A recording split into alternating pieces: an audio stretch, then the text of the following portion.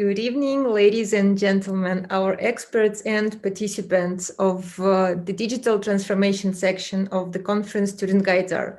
You are very welcome with your reports, questions, and your interest to the topic of digital transformation. And I kindly welcome Fedor Romanov, my colleague, who will help me to moderate today's section. Fedor is IT expert. He is a big expert in big data, and one of the figures about further experience, one of his telecom projects based on his results and achievements brought the value for the company of 1.3 billion rubles. So you can imagine the expertise of Fedor, and he's very welcome to be here with me today. Hello all, and Mariana, thanks for your word about me. And I want to introduce my colleague Mariana. She is executive coach and consultant for digital and organizational transformation team. Thank you all and have a good luck all. Yes, thank you, Fedor. And we welcome our experts. Our first expert who will have a speech and a word today is directly from Buenos Aires, Argentina, Dr. Professor Fernando Troilo. He's a PhD and consultant and professor at UCEMA Business School, Argentina. Fernando, you are very welcome. Thank you so much. It's a great pleasure being with you today. Can you please share your experience and tell us more about your research and maybe inspire our participants and those of our participants who are on YouTube with us and help us have a deeper dive into digital transformation? Yeah, thank you very much for allowing me to share my thoughts on challenges that digital transformation presents, especially to talent and career management. Something to add about me: I'm a HR consultant, executive and career coach, and I have experience working with organizations from different industries and sizes, and I was also manager at some companies. I'm director of an HR postgraduate program at UCEMA University in Argentina. I'm also professor at Buenos Aires University, also at Argentina, Pacific Business School in Peru, and Ort University in Uruguay, all universities from Latin America. Thank you so much. If you want, I can start with my presentation. Yes, please. Okay, so the first step is to have a clear definition and understanding in each organization about what a digital transformation means. We should ask ourselves this question, each of us, because the absence of internal alignment on this meaning in the organizations is one of the main causes of failure of digital transformation. Pamela Hines, professor from Stanford University, defines digital transformation as a radical and ongoing rethinking of how an organization employs technology, people, and processes to fundamentally change the customer experience and business performance. The most important word in this definition, I think, is how. And this how refers to the need to develop a special digital mindset to succeed in transformation. And what's a digital mindset? A digital mindset involves adapting a different mental attitude and thinking about business models, customers, and the organization. That determines also a different approach, a different doing. It's mostly about taking a customer-centric approach, driving innovation and collaboration across the organization. It's also having what Carol Dweck says, a growth mindset. That it means to have the vocation to know, to discover, explore, and experience new ways of thinking and new ways of doing. It's the opposite of having a fixed traditional mindset, clinging to what is already known. And the how of a digital transformation, the digital mindset, is what really presents some challenges for talent and career management. Mainly, these challenges in four factors: developing a digital culture, creating a digital leadership, promoting digital talent, and building a digital HR function. And to develop a digital culture, it's necessary to promote some values such as change, learning from experience, innovation, agility as a special competence, collaboration, sharing knowledge, and resilience. Um, it's also necessary to implement new ways of working to promote a new culture. To develop a digital culture, it's necessary to promote some values that I talked recently. And it's also necessary to implement new ways of working in the organizational structure. The challenge here is to move from traditional hierarchical structures with top-down decisions to work teams with autonomy. And in these teams, digital leaders are facilitators. They don't control as in traditional structures, because digital leaders are not imposed by the authority of a job title. Digital leaders promote learning in teams from experience, making sure there is communication as key.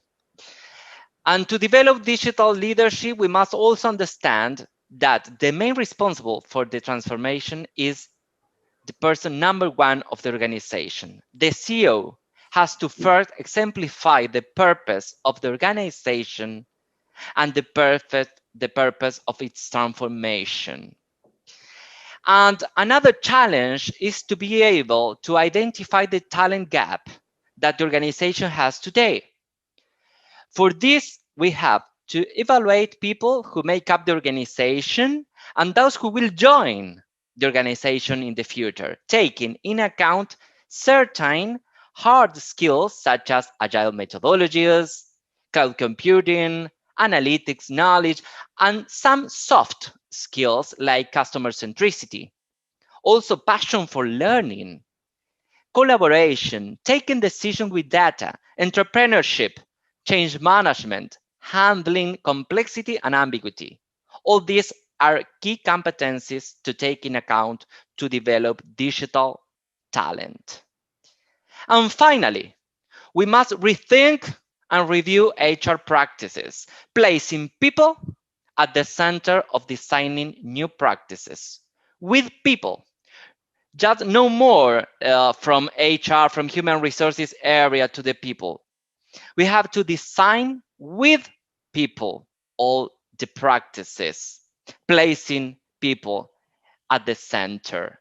And these are also challenges for universities and other organizations focused on development, because I think we have great challenges in the area of human resources and people development. One of them is select candidates by digital competencies and not for industry experience, because the experience in the industry, typical of the old paradigm and mindset, no longer necessarily guarantees the possession of digital skills.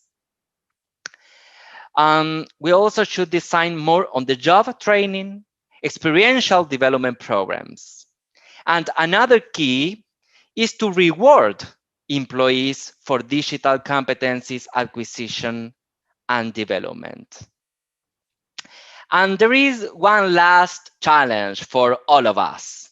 We have to think career development not as a ladder, but as a pathway. Yeah, career management is no longer climbing steps. It's more adding new puzzle pieces. It's adding new digital skills. So, what about your digital mindset? Thank you so much again.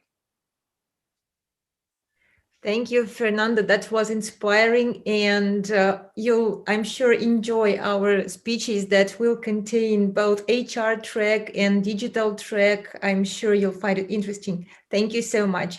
And dear participants, I very warmly welcome our second expert. Please, Professor Emil Martirosyan, we kindly welcome you on the stage. And Emil Martirosyan was the expert last year, and he gave a huge challenge to all of our participants. So please beware of very tricky and challenging questions.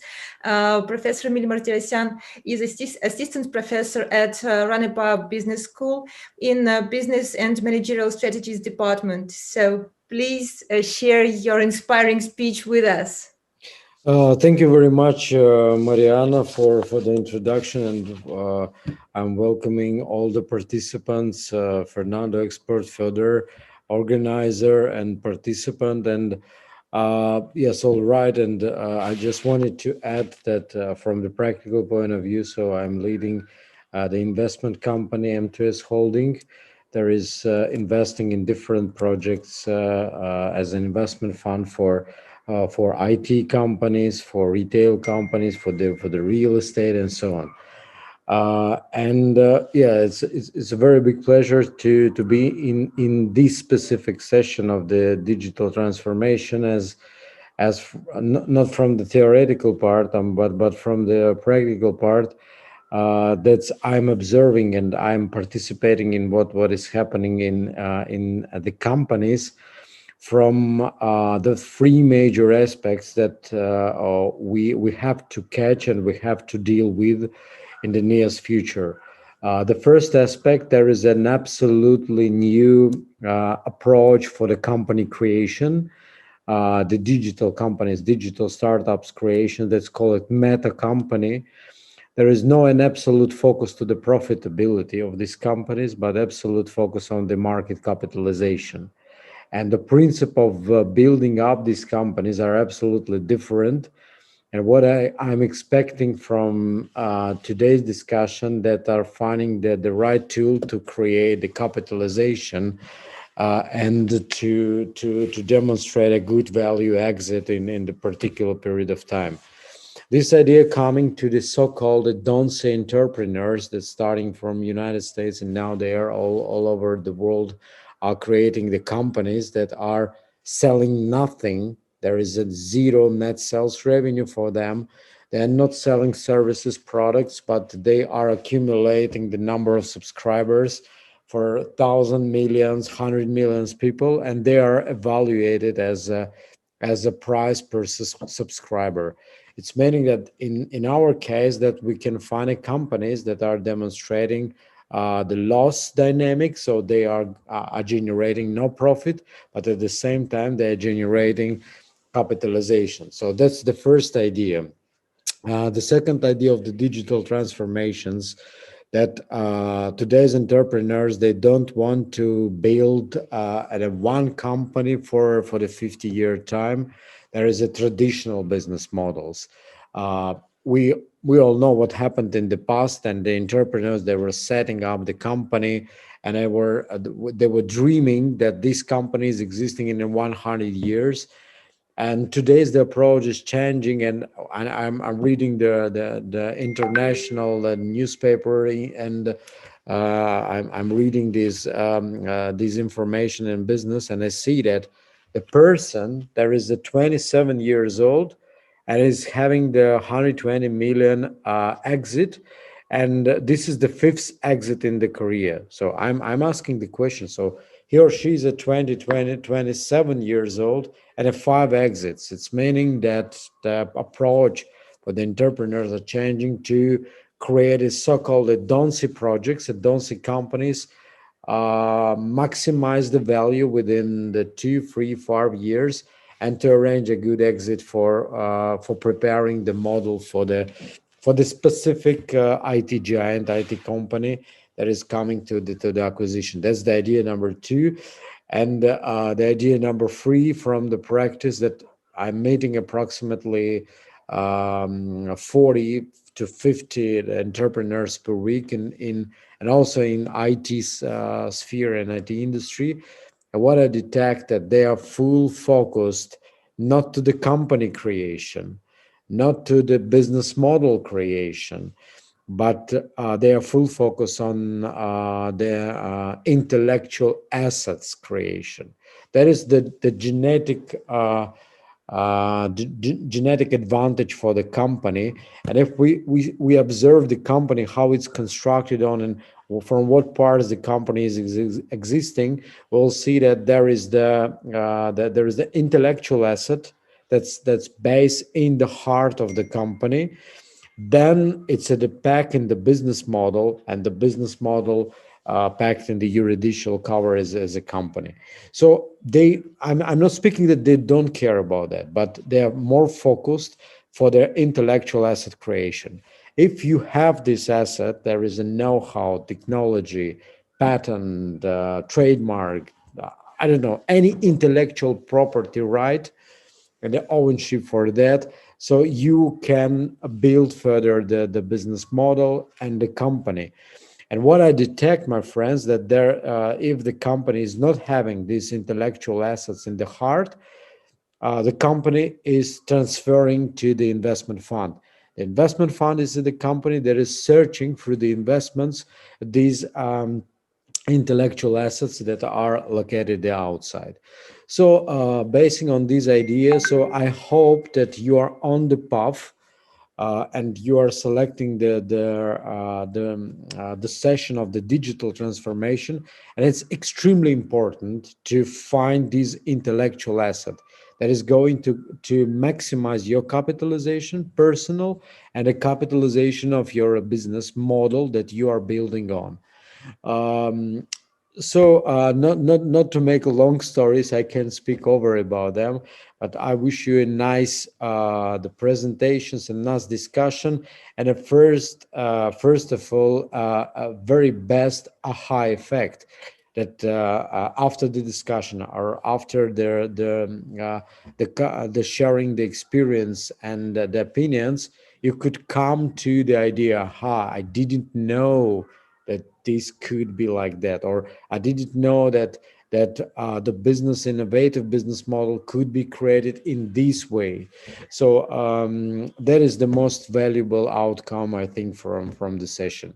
So wishing you all the best, and we'll promise to ask sometimes it is difficult and awkward and tricky questions. There is the idea of the questions. Yes. Thank you so much. Thank you, Emil, for the inspiring and very useful speech for all our participants. And we come to the time all of us were expecting the most. It's the presentations of our participants. Dear students, I kindly remind you to prepare your presentations, to use your headphones and microphones, and you are very, very welcome as we invite you to the floor of our conference today. Thank you. Mariana, thank you. And I want to introduce our first speaker, and it is Anastasia Korotchenko, and the theme, educational inequality as a consequence of COVID-19. Anastasia, your word. Good evening to all participants and listeners of our conference. I'm Anastasia Korotchenko, and today I will present my research on the topic amplification of inequality in the secondary education after COVID-19. The most important United Nations Sustainable Development Goals are quality education and reduced inequality. Before the pandemic, the world was already facing challenges in guaranteeing education as a basic human right. More than 250 million students were out of schools. Nevertheless, the annual progress is being made in the fight against poverty and gender inequality. COVID-19 has put the education of 1.5 billion students at risk. An alternative to closed schools is internet-based education, which is not fully recognized as effective. Digital education. Is it always an opportunity? The research objective is to study the impact of digitalization on the development and the learning, as well as to make a recommendation for returning to the pre-crisis indicators and reducing the level of inequality.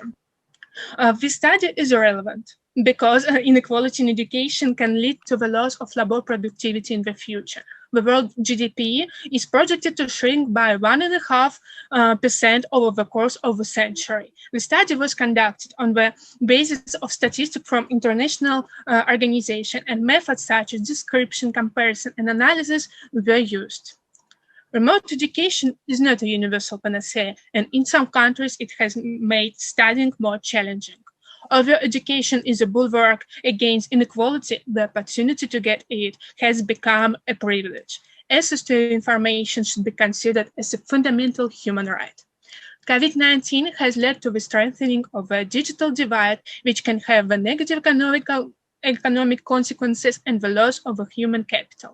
The main victims are the vulnerable group of students, girls, disabled children, children living in the rural areas or without housing at all. At the global level, the socioeconomic gap between developing and developed countries has widened. The closure of school caused the amplification of gender digital inequality. In low and middle-income countries, only 1/3 of the women have access to the internet. Globally, this figure doesn't exceed 60%. Almost 11 million girls didn't attend classes, and some of them didn't return to school at all. The accelerated introduction of online education didn't solve the issue of providing disabled students with auxiliary equipment, sign language translation, and simplified text. The use of educational platforms may also be limited to the capabilities of this group of students. Students living in the rural area are faced with the distant education schedule, which is not adapted to the seasonal harvest. Moreover, agricultural countries have suffered heavy losses. In Ethiopia, 4/5 of the students didn't have the opportunity to get an online education. Another vulnerable group is the homeless, and many students completely drop out of educational process without the support of the authorities. The North-South global inequality has become enormous too. In Western Europe, only 15% of the students do not have internet access compared to 80% in sub-Saharan Africa. And hence, students in 40% of the poorest countries are excluded from distant education. Based on this analysis, the number of recommendations can be developed. First of all, governments must prevent the future cuts on education spending in favor of health and social security. Then the school system should expand radio and television broadcasting instead of expensive investment in new technologies. In addition, it is necessary to provide open internet resources and internet access at a subsidy or zero cost for students and teachers. And finally, government should focus on preventing dropout and expand the definition of a right to education to include internet connectivity. Thank you for your attention. If you have any questions, please do not hesitate to ask. Anastasia, thank you so much. It was very energy. And now, Emil, Fernando, we want to hear your opinion about this theme. If you don't mind, I can start. So thank you, Anastasia. That was a nice overview and using the statistics and the links to the United Nations and sustainability of these reports. Sorry for this comment, but yes, these reports are general. Yes, so they're very. I'm not saying that there is abstract, but it's general reports, and it's clear to understand what the trend. But my question more applied to the business and industries. Have you analyzed the industries of the top countries where are reaching the high rate of digitalization, and what are the extent of digitalization, on intervention of digitalization in the top industries of these countries, and what the conclusion can you do analyzing these factors? Okay, I did some researches, and first of all, I analyzed not only the top industries and not top countries, but developing, and I see the opposed picture. When in the developing countries, the percent of firms and companies who introduced something new in the sphere of digitalization was low, but if we talk about, for example, Western Europe, we can see that not all, but the most business sphere and maybe the industry of services introduce their new normality in the case of digitalization of their processes. And I talk and I researched, I tried to make research about education, and of course I try to analyze how some top companies try to provide special learning courses for their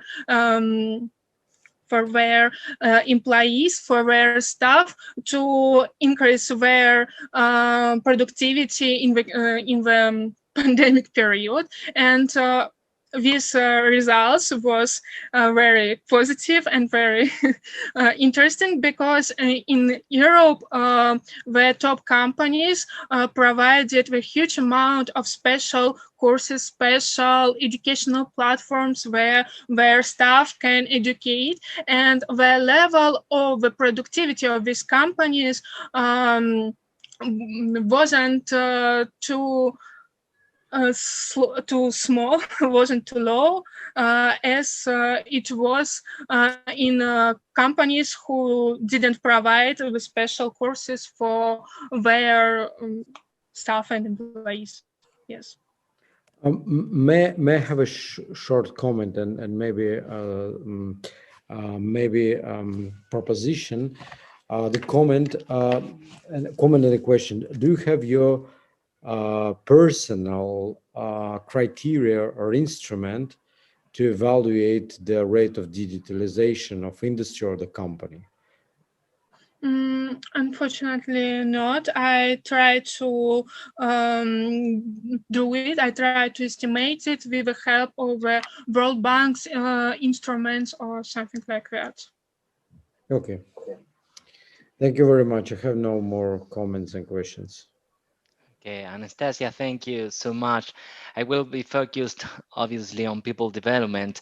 So the question for you is, what challenges do you think people have, according to your presentation, focusing our view on competencies that people should develop to be able to work in this context? Maybe differentiated by ages and also by education levels.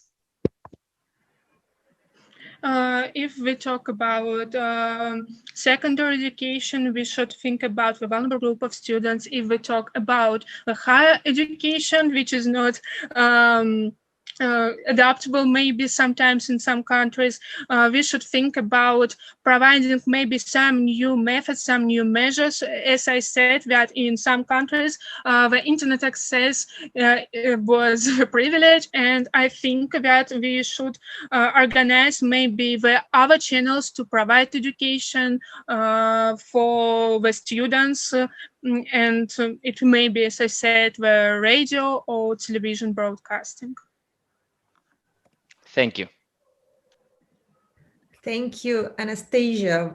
First of all, thank you for the perfect timing. It was exactly 4 minutes, just as expected. And thank you for your energy and passion with which you share your love and your expertise to digital transformation. Herewith, we continue. And further, will you invite the next participant? Sure, Ken. Our next speaker is Kira Kalyuzhnaya with a very interesting topic, gamification in HR and Russian practice and troubles while implementing. And I want to say, oh, I want gamification in my job and I want to hear it. Hello, everybody. Thank you very much for participating today and listening to my presentation. So the topic of my research is gamification in HR, best practices and troubles while implementing. And it will be divided in 3 parts. First, I'll introduce some theoretical basis and relevance for us to speak about gamification in Russian context.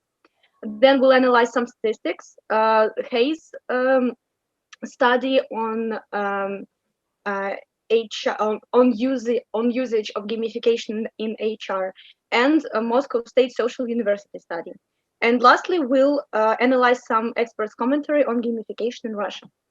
So to start off, what gamification is, some basic terms are that gamification is a process of game thinking and game mechanics to engage users in problem solving. And it was first introduced by Gabe Zickerman in 2011. And the second term is that gamification is the use of game elements in game design techniques in non-gaming context. So why should we speak about gamification in Russian context exactly? The concept of gamification first appeared in marketing in the latest decade and became very popular, but especially in our country, it firstly appeared in USSR, and it was firstly introduced by the term of socialist competition. Socialist competition was something that described competition between 2 factories, for example. It was a motivational system that would use non-capitalist-like monetary incentives, and it would rely on workers' competitive spirit. It was later changed to socialist emulation in late 50s, and it still has monetary incentives, but it drove people's performance in their job.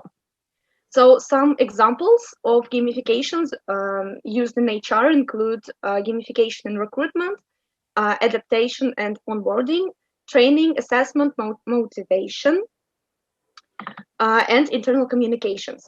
So here you can see several examples of every sphere. You can see some examples of Google, some hospitals, Ford Motors, Target, GNT Power is as a Russian app, and different apps for creating leaderboards in online environment. So why talk about these examples is that it shows that gamification is quite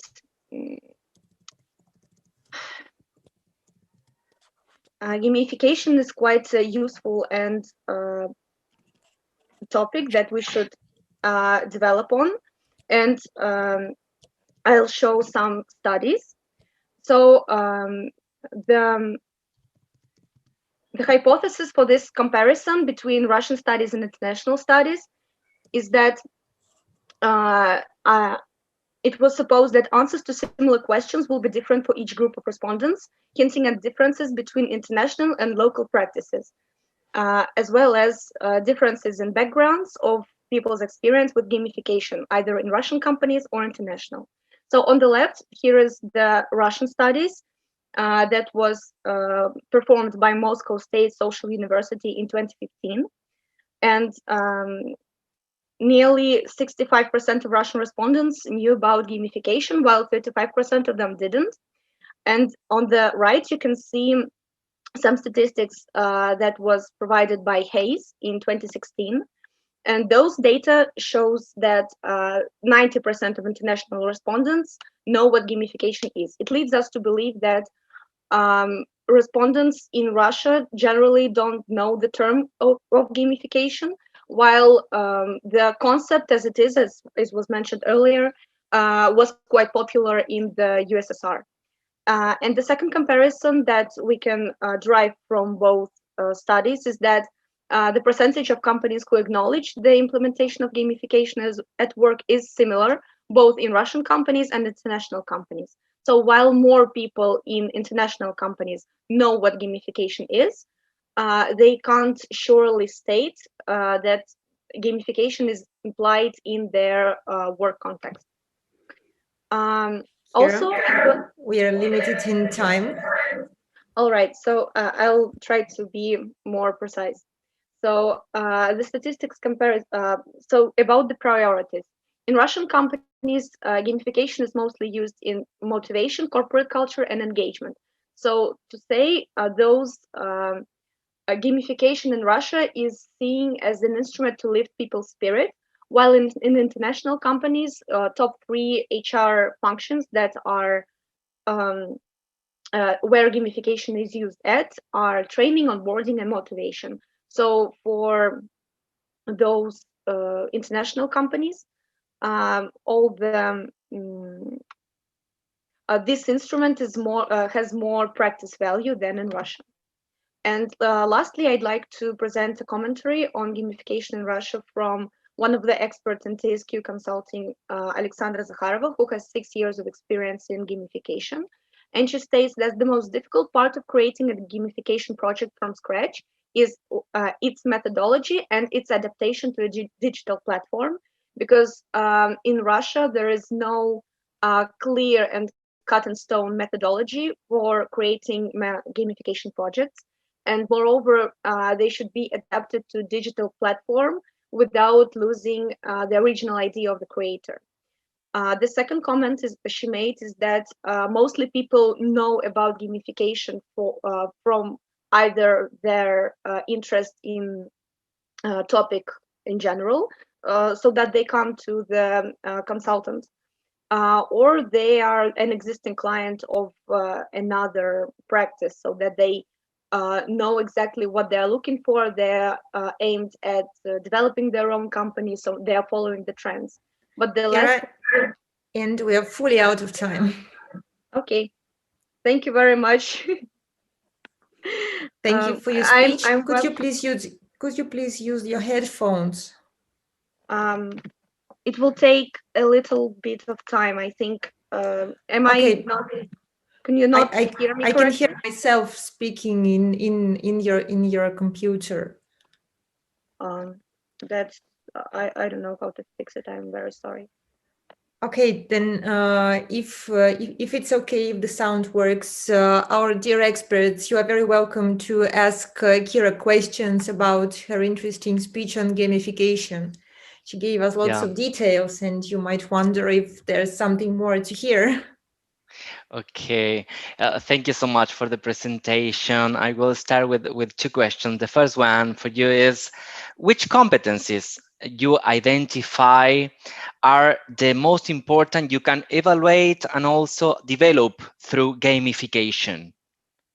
In HR, for you mean while implementing gamification? Which skills you identify that you can evaluate and develop through gamification? All competencies or just some of them? Well, which one? In my opinion, gamification can be used to develop both hard skills and soft skills and to assess them. So one of the examples is that we do in the consultancy firm that I work for, is that we use gamification as a tool to assess hard skills of people, so that we can promote them to the managerial positions.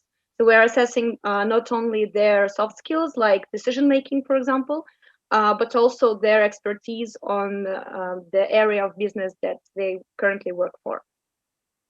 Yes, and apart from what Alexandra says on this slide, what do you think? Why do you think companies do not implement gamification? Well, again, in my opinion, I believe, and as statistics show, not everybody know the term of gamification, so that they either think that it's too it's quite an easy instrument to be implemented, so that it is not effective, or they don't know the term entirely, and when they hear this mixture of an English and Russian word, they're just afraid and they don't want to go into this topic anymore. I believe that's one of the problems, so that they are not quite aware of what the term is, what the concept can provide, and it is very prominent in a Russian quite traditional context, especially in business. Yeah, from my point of view, one comment more to add. There is a problem and also a challenge inside the HR departments, because to use gamification, the first who should adapt the gamification is our HR professionals. So there we have the challenge of changing mindset, to go to a digital mindset, to then adapt gamification to use. Do you agree with this? Yes, I do, actually. Yes, I agree with your commentary. Yeah, all start with us. Thank you. Yeah, Thank any you. more My questions? question, yes, thank you. And my question is, what do you think? What are the limitations for the implementation of gamification in the specific company? Can you list the barriers? Well, one of the barriers that comes to mind is that there is a digital illiteracy in people who are above the certain age. For example, if we talk about gamification specifically digitalized, then we can't use them on stuff that is, for example, over 50 or 60 years old. So those people are they are not quite they don't commonly use the technology, so that they don't it's hard for them to use gamified processes. That's one of the limitations that I can enlist right now. Dear Another one that I can think of is that for example, if gamification is a one-time project, and the person in charge, for example, a manager, is not that invested in the implementation and later usage of gamification after the project finishes, the effects can be nullified. So no effect can be lost if the manager or person in charge is not involved in it, like mentally. Thank you, Kira. Thank you, our experts, for the questions. And we continue with our conference. And I invite Alexandra Sadomtseva with her interesting report on development of company's HR brand during new normal and its impacts to company results. Alexandra, you are very welcome to the stage. We wish you good luck and inspiration. And future speakers, please use your headphones in order to avoid difficulties with the sound. Alexandra, good luck. You have 4 minutes and the floor is yours. Hello, everybody. So I will present my report. So in the period of global pandemic, the company employee branding has become more important than ever. And businesses needed to adapt to changes in consumer and potential employees interaction. But it's still a problem that I would like to highlight. Many companies don't pay due attention to employee brand during new normals. And to research this problem, I used different methods. Next slide, please. I'm interested a lot in this topic because now I'm working in the employee brand development department in an international company, and this topic relates to different spheres such as marketing and human resources. First of all, let me give a definition to employee brand. It is a company's reputation and popularity from a potential employee's perspective. And according to statistics, 75% of candidates consider a brand's reputation before applying for a job. So this fact makes employer brands so important. And let me give you some examples of employee branding on social medias. So they are very big international companies. So let's move to the benefits that company gets due to thanks to employee brand. First of all, it is the first benefit is advantageous staff recruitment, and based on headhunter research, the main results are an increase in the number of responses to vacancies, and also a reduction in the time for closing vacancies. The second benefit is the lower cost.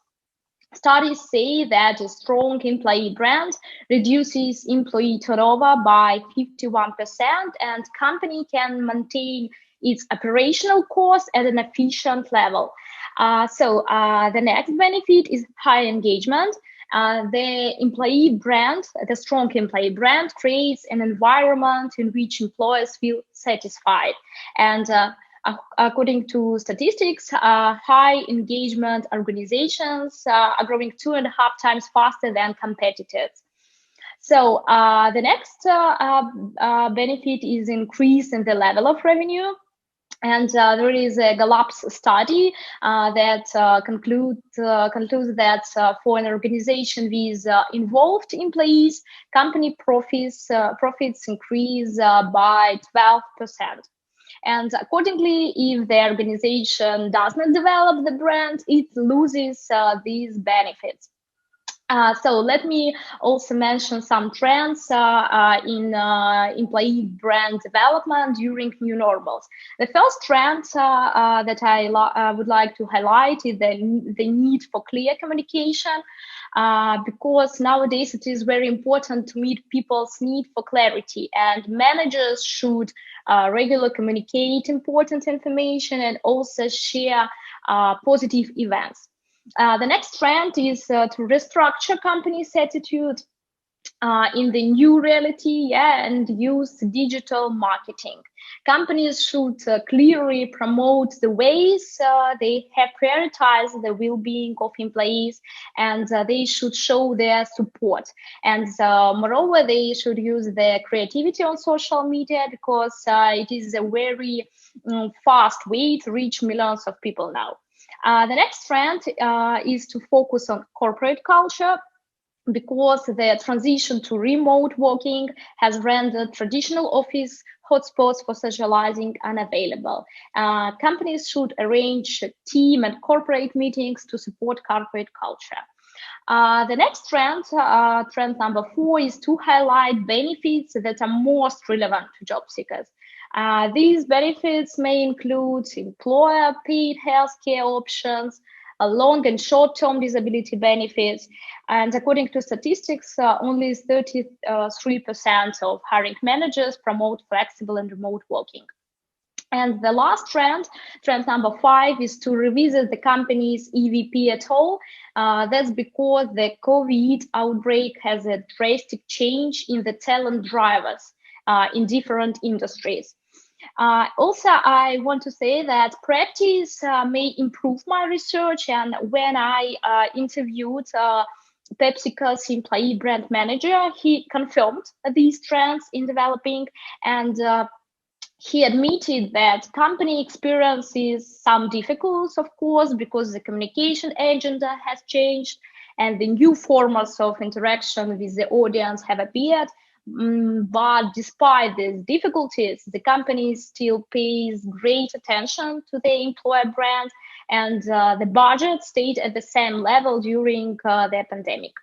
To sum up, I want to say that employer brand teams should make an effort to use new trends and also demonstrate employer brand values in action, because it gives a big quantity of measurable benefits to win the war for talent. Thanks a lot for your attention, and I want to ask your questions. Alexandra, thank you. And I'm very glad to see statistic in presentation.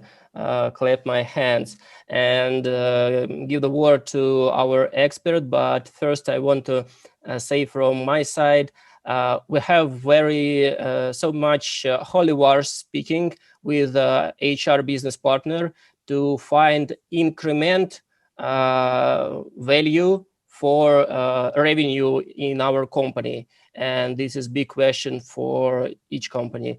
Emil, Fernando, your word. Yeah. Okay, I'm so pleased. I'm happy. Several presentations are about HR, yeah, and to see students interested on these themes. And one important thing to build an employment brand is to monitor what employees and people are talking about and saying about the company, special on digital context in social media, for example. So which tools can you mention to do this? Thank you for your question. So, of course, now there are a lot of different methods of digital marketing, such as their pages on social media. Also, it is a targeting advertisement. It is also a context advertisement.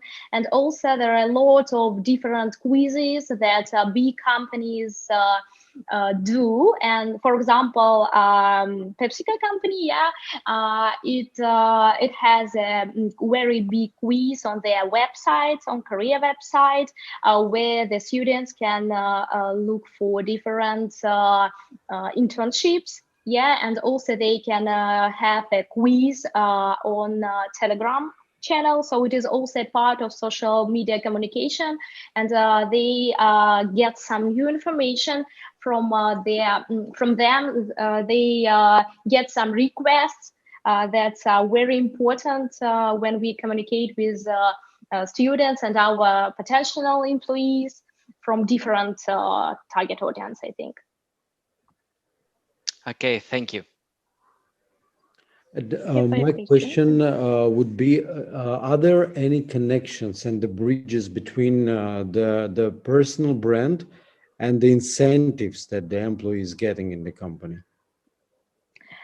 So thank you for your question. Yes, in my opinion, I think that there is a connection. So, and I remember the example of Facebook company, for example. There is a very strong personal brand of a leader of company, and of course, he also use different types of communication with the audience. He goes to the student conference. He communicates with his employees. So I think it is very important to have a very strong leader with personal brand. So my question was how to define that there is a working tool. There is not just the tool for motivating people, but there is a tool to pay salary, to pay incentive. So how it could work in connection of the motivation system. So as for motivation, I think that, as I mentioned before, the strong HR brand can help to make employees satisfied and to make them engaged in the processes. So if the level of engagement is rising, I think that employees can be more loyal and more engaged. So, and it can a positive effect on the profit of company. Okay, thank you very much. Thank you for your questions. Thank you, colleague. Now we have next speaker, Ekaterina Baranova, productivity score, new trends in HR management caused by COVID-19. And have a good luck. This is a very interesting topic. We have 1 year in home isolation, and we have to know how we can work in the future. So tell us about productivity. We can't hear you. Yes, I understand. And now? Yes. Yes. Okay, so good evening to everyone. So my topic today is productivity score nutrients in HR management caused by COVID-19. So, so the COVID-19 pandemic has caused great changes in the business world, in the way of doing business and managing employees. The majority of the staff have to work from home. That's why managers have to organize their work on distance. And it is a great challenge for managers because over 7 in 10 employers are struggling to adapt to remote work, and more than 35% of employers are grappling with the changes in employee productivity. And the key problem now for managers is to find new ways to control, manage, and assess productivity of distantly working employees. Of course, we understand that remote workers are not a new trend, but those methods of managing remote employees that are existed now are not relevant anymore. So companies are searching for the best solution to the problem occurred, and one of the ways were suggested by Microsoft, and their vision seems to me productive and quite interesting in spite of existing pros and cons. And in my research, I would like to share my opinion on this issue with you. So the workplace surveillance tool gives manager the ability to find an employee by name and see the number of hours they have spent in particular platform over the last 28 days. It also lets employers know the number of days a person was active on Microsoft Word, Excel, and so on. Let me show you some of the data points about individual workers that employers can see or get. So there are days sent email, meetings attended, days read or created content, and so on. So thanks to this new platform, managers can estimate the real productivity of their employees. But not only Microsoft tries to find the solution and to offer new methods of management. Such companies like ActiveTrack, HubStaff, which all they take screenshots of worker computers and catalog how long employees use certain programs, and also more invasive software companies such as TerraMind. They let employers watch in real time what workers are doing on their screens. However, some ideas come in for criticism. These new platforms may violate human rights for liberty and protection of personal data. People realize that allowing employer access to data on employee is invasive and may create an environment where workers are constantly on edge and fear being singled out. These programs also don't notify employees about what behaviors are being monitored, leaving the decision up to companies that use these services. But if the goal is to find out how workers are using technology, whether they have problems with programs, the more prudent solution would be to ask them instead of sweeping up, because this data doesn't actually measure productivity, worker output, or quality of work. So researchers are sure that employee surveillance can result in an erosion of trust, decreased problem-solving performance, and lower job satisfaction. So in conclusion, I'd like to highlight that the border between personal privacy, trust, and control is exceptionally fragile, but changes have come, and managers need new tools to manage people distantly. That is why the question of productivity score is in new normal is still open, and companies are still in search for new ways of managing and motivating and control people. So thank you for your attention. Thanks, Ekaterina. It was very interesting. I'm sure everyone of us who are employed had this gut feeling that we are being watched and followed, and I'm sure these trust issues are going to be studied a lot. Dear experts, do you have questions? Yes, thank you for the presentation again. And I was thinking, I find a big risk on this. Yes, just to discuss that is that the control doesn't help with the innovation environment that digital companies needs.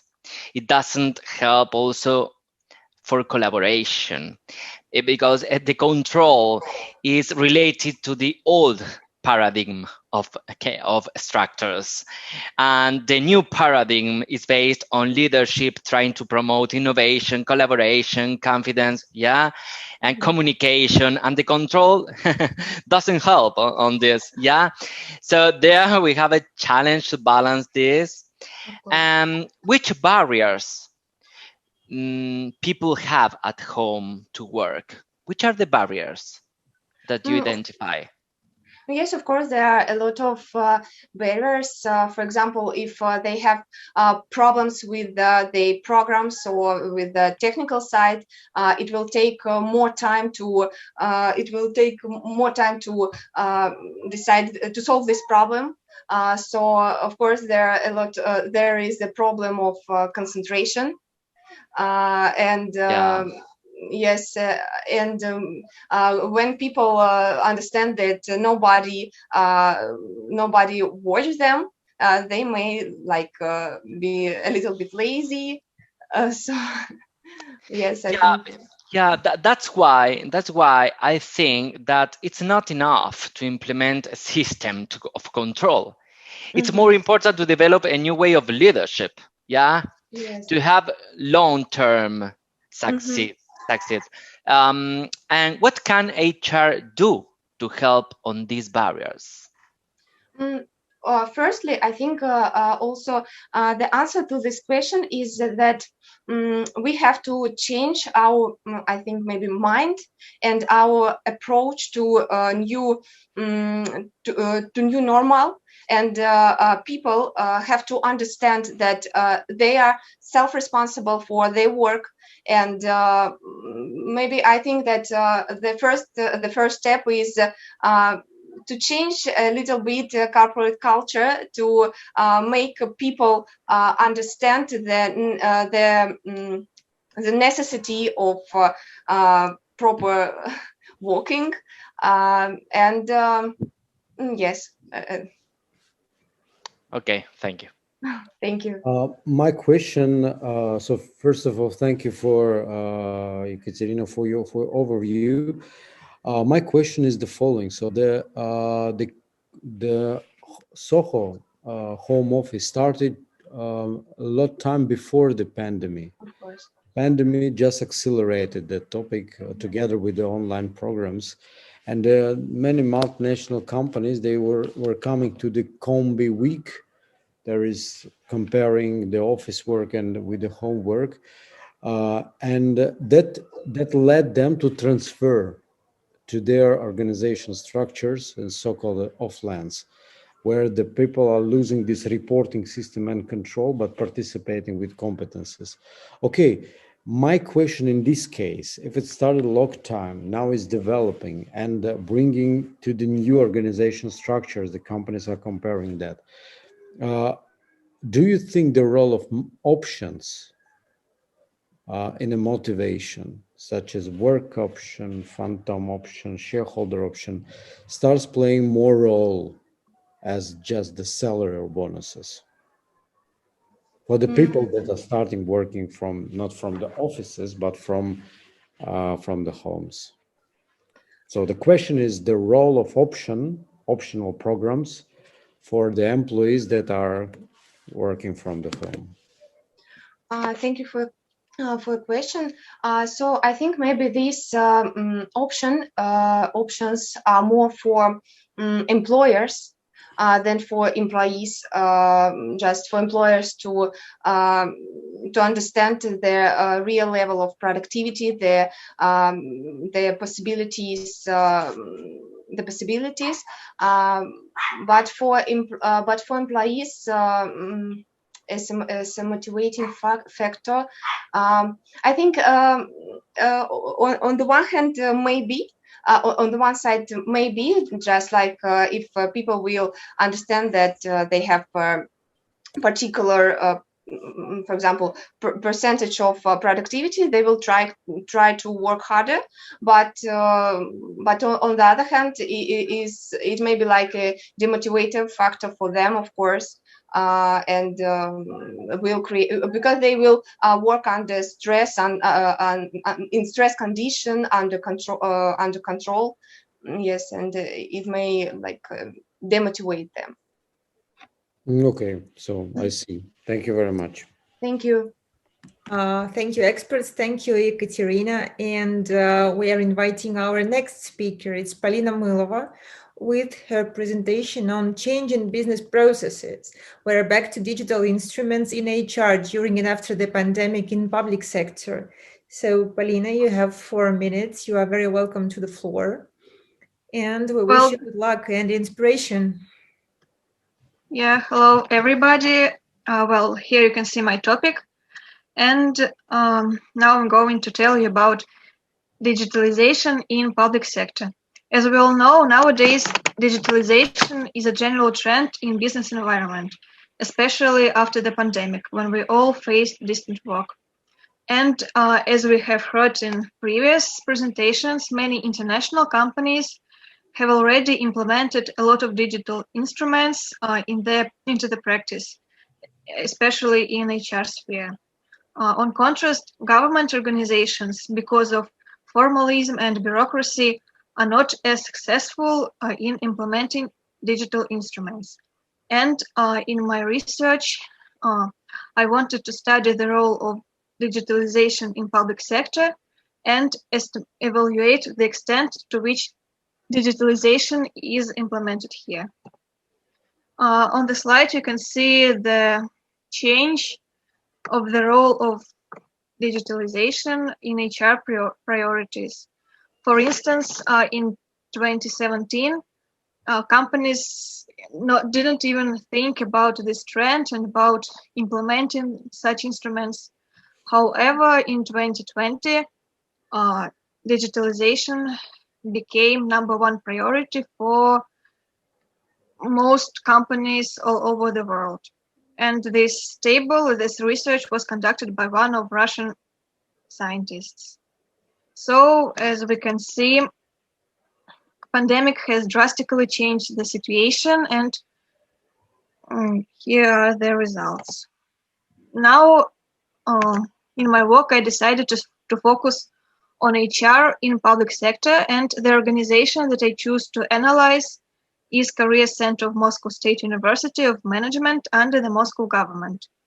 I have chosen this organization because it represents Moscow government as an employee, and this Career Center deals with most youth projects of Moscow government, such as annual internships for youth.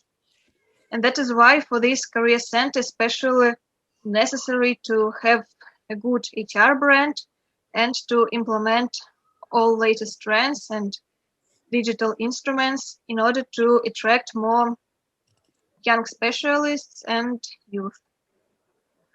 Here I compared general trends and digital instruments in HR with these that are really used in Career Center of Moscow government. So I have had these 4 areas of HR cycle: recruitment, onboarding, development, personnel development, and assessment. And as you can see, some digital instruments like online tests, VCVs interviews, digital communication channels, online courses or online library for employees and interns, Zoom masterclasses, and online rating are already implemented into in this career center. However, there are still a lot of other instruments that could be also implemented into the practice in order to improve the productivity and the efficiency of the organization in general, and in order to raise the involvement of personnel and of interns into their work. In my research, I have also had social poll where I asked current interns of this organization about what they think about digitalization in this public sector. So as you can see from the first question, that was, do you think that government organizations are lagging behind private companies in digitalization? Most interns think that yes, government organizations are not as successful in implementing current trends and modern instruments. That is why we can come to a conclusion that government organizations need some improvement. And the second question was aimed at investigating what areas of HR cycle are mostly needed digitalization in the opinion of interns at Career Center. Polina, And sorry, here we can see that only 5 minutes. okay, well, no. Last Here word. my research conclusions that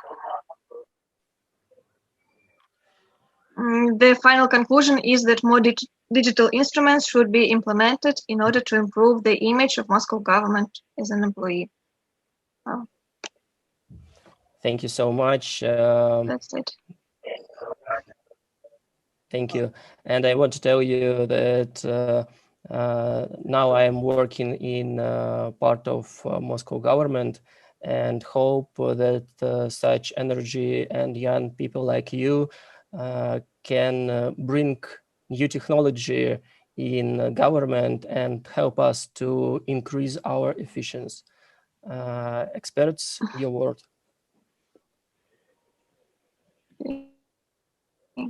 Okay, so I can ask you Well, if the are first. there any questions? Yes, I have a question, Polina. So what the processes cannot be reverted to digital format?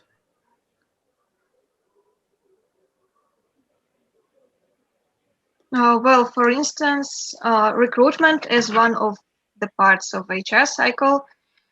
Here, some processes such as online tests or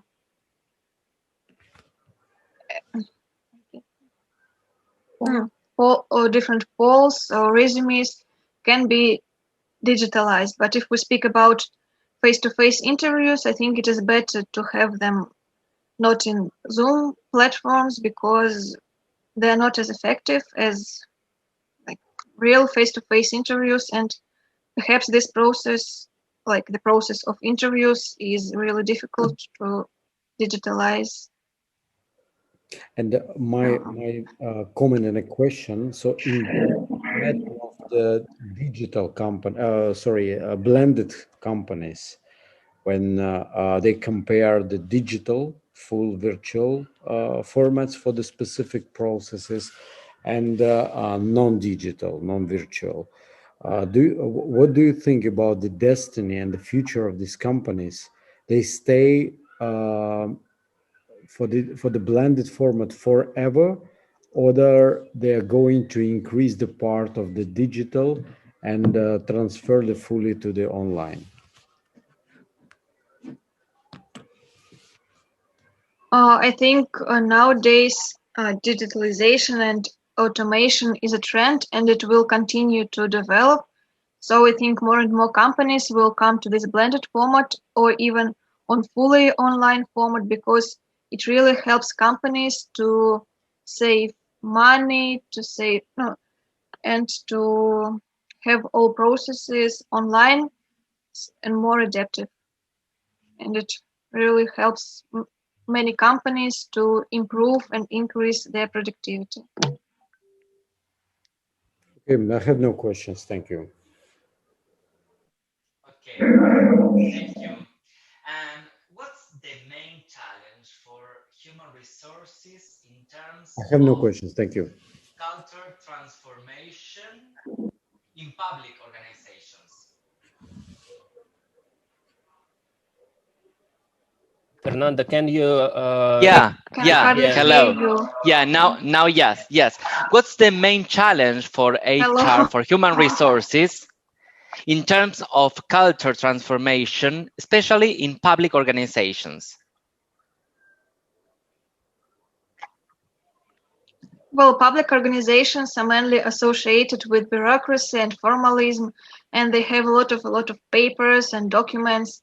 And if we speak about digitalization and modern instruments in HR that are really adaptive and constantly changing, it might be difficult for public sector to Thank- adapt to Yeah, them because they have to no they have to describe each process in long terms and have all these documents, and while they sign all the necessary papers, new trends will appear, and that is why public organizations often lagging behind. yeah. And so just for try to implement digitalization also in public organizations, what's the first step you consider human resources in public organizations should start with to be able to implement, for example, analytics or gamifications in HR processes? Which is the Well, first step? perhaps they should change the corporate culture and the mindset of people, because usually people who work in public organizations, they are conservative, yes, and it is difficult for them to adapt to all this digital and gamification, and that is why it is important to persuade them that they should change. Yeah, the challenge is how to transform culture. So we arrived to the conclusion. The key is to transform culture. So this is just a challenge and a question for you and also for all of us that we are sharing this digital transformation session. Yes, so thank you so much. Thank you, Paulina. Thank you, experts. Thank you. Our next speaker is Artem Matveyev, and he speak about digital marketing, promotion of products 1 year after quarantine. And this is very interesting, especially for me, because I have spent 2 years experience in telecom for using big data in marketing, outdoor, indoor, and internet. Artem?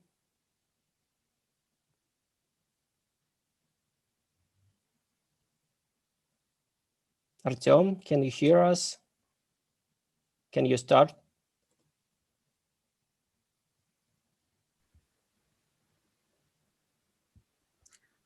Well, if Artem isn't there, we're inviting our next speaker, who would be Anton Yefimov. If Anton, you are ready, then we're inviting you to the floor with the presentation Machine Learning Applied to the Stock Market.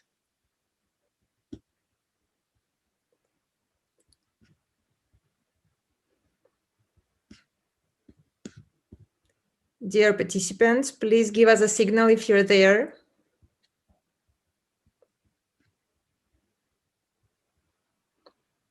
Well, I think there's something going on. Okay, then we're going to Alexander Yefremenko and Starlink Future and Perspectives and Opportunities. Yeah, give me a second. Yeah, Alexander, the floor is yours. You have 4 minutes for your presentation, and have a moment for a deep breath, and good luck. Yeah, it's good. So hello, everyone. Good evening. Today I'm going to speak about the internet, about the Starlink, and it is future perspectives, opportunities, and impact on people mindsets and internet culture. Let's start from the fact that 30% of people on the Earth actually do not have access to the internet. But why? Why so? Mostly it is because it's very complicated and expensive to build infrastructure in particular areas. But could we imagine what will happen if they finally get internet access? The 3 billion of potential users will come to the web in the nearest future. But how will they manage to get connection? How the infrastructure problem might be solved? The solution is a Starlink.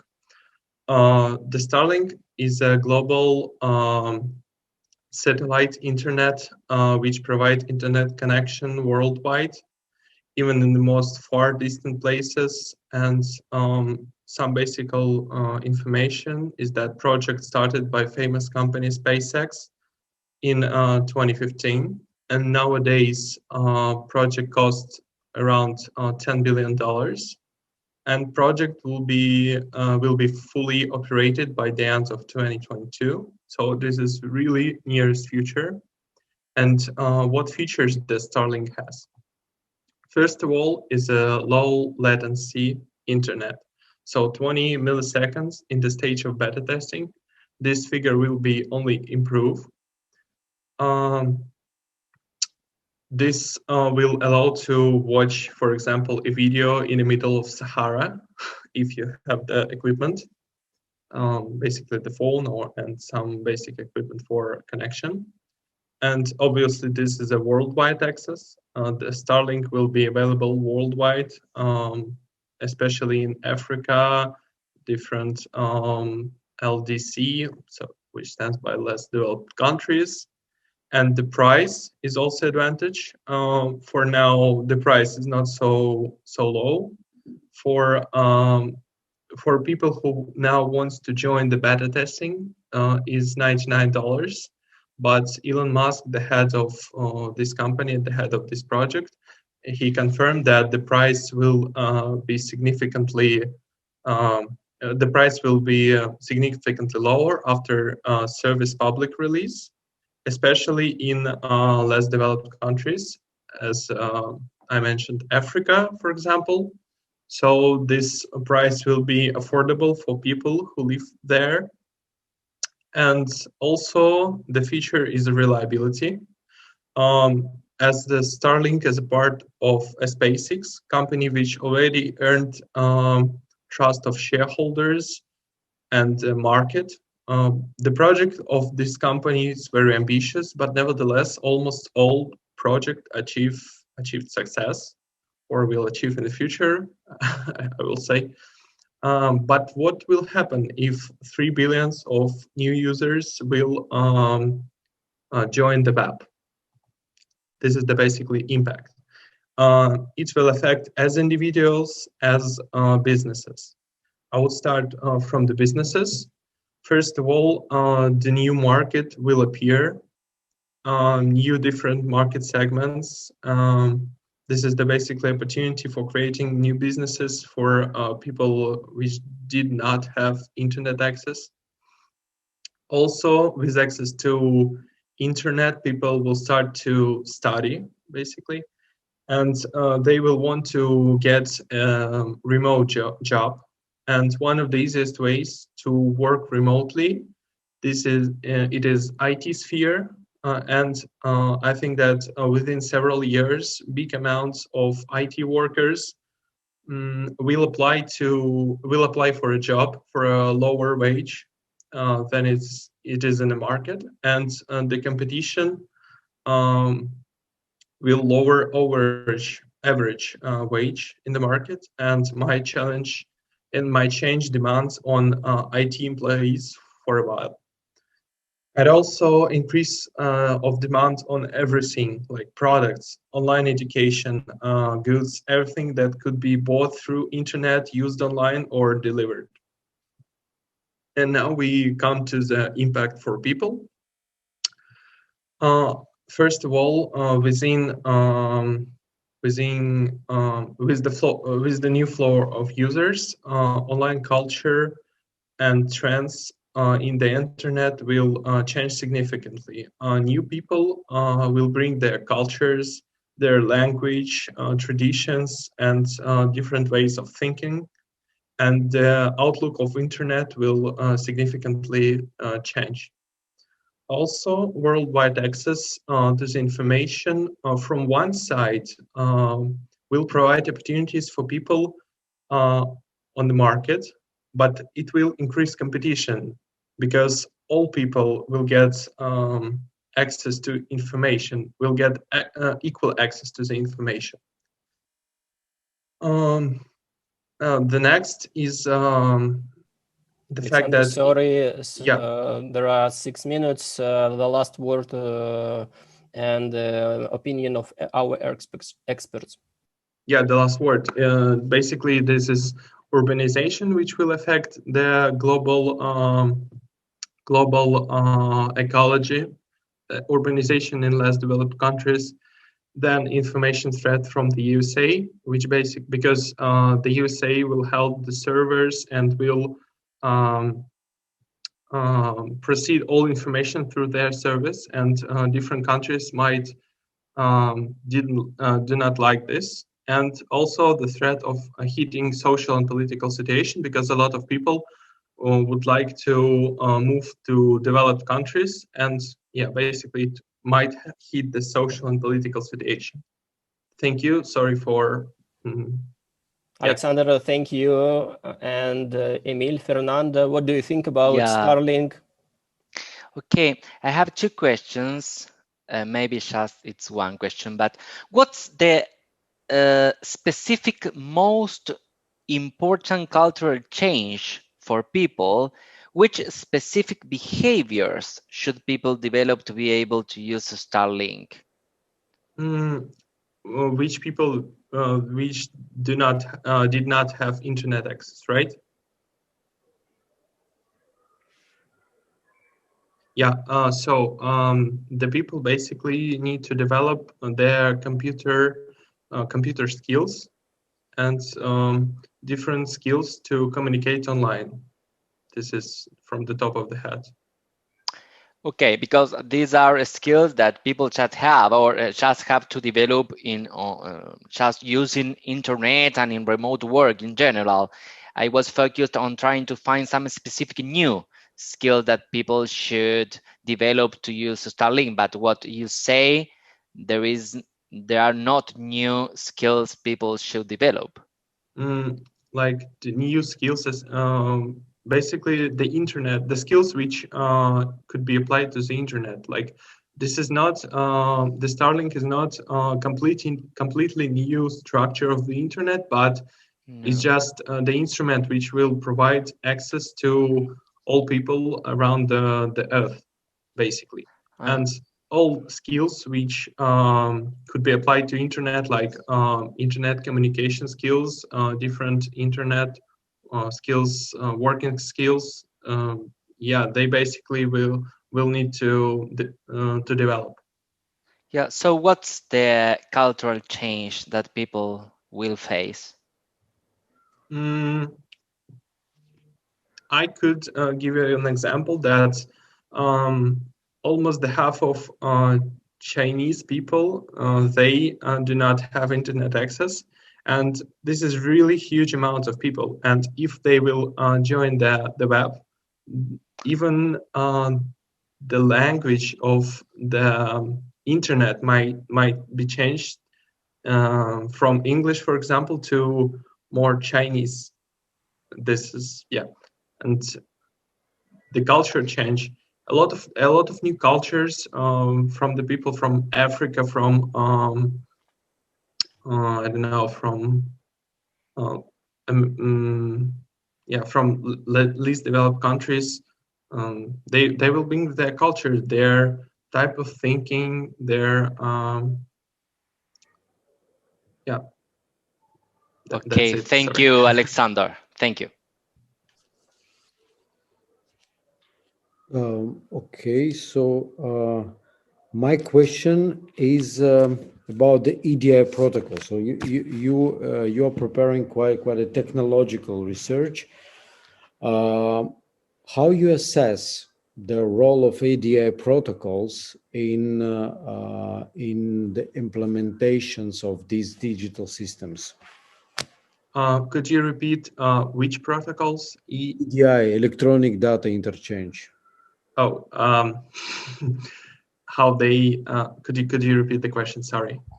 How you assess the role, and what do you think about the connectivity of the ADI protocols in the implementations of your digital systems? Yeah, thank you for the question. This is a really tough one for me. So basically, I assume that these protocols help to transfer data, right? To make the common interface to make the common interface. Yes.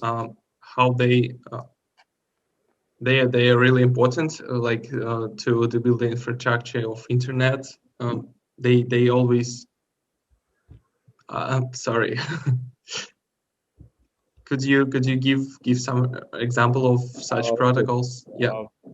The possible example, for example, the companies in the supply chain system, supplier, producer, distributor, and retailer are starting implementing ERP system, enterprise resource planning system, on let's say SAP base.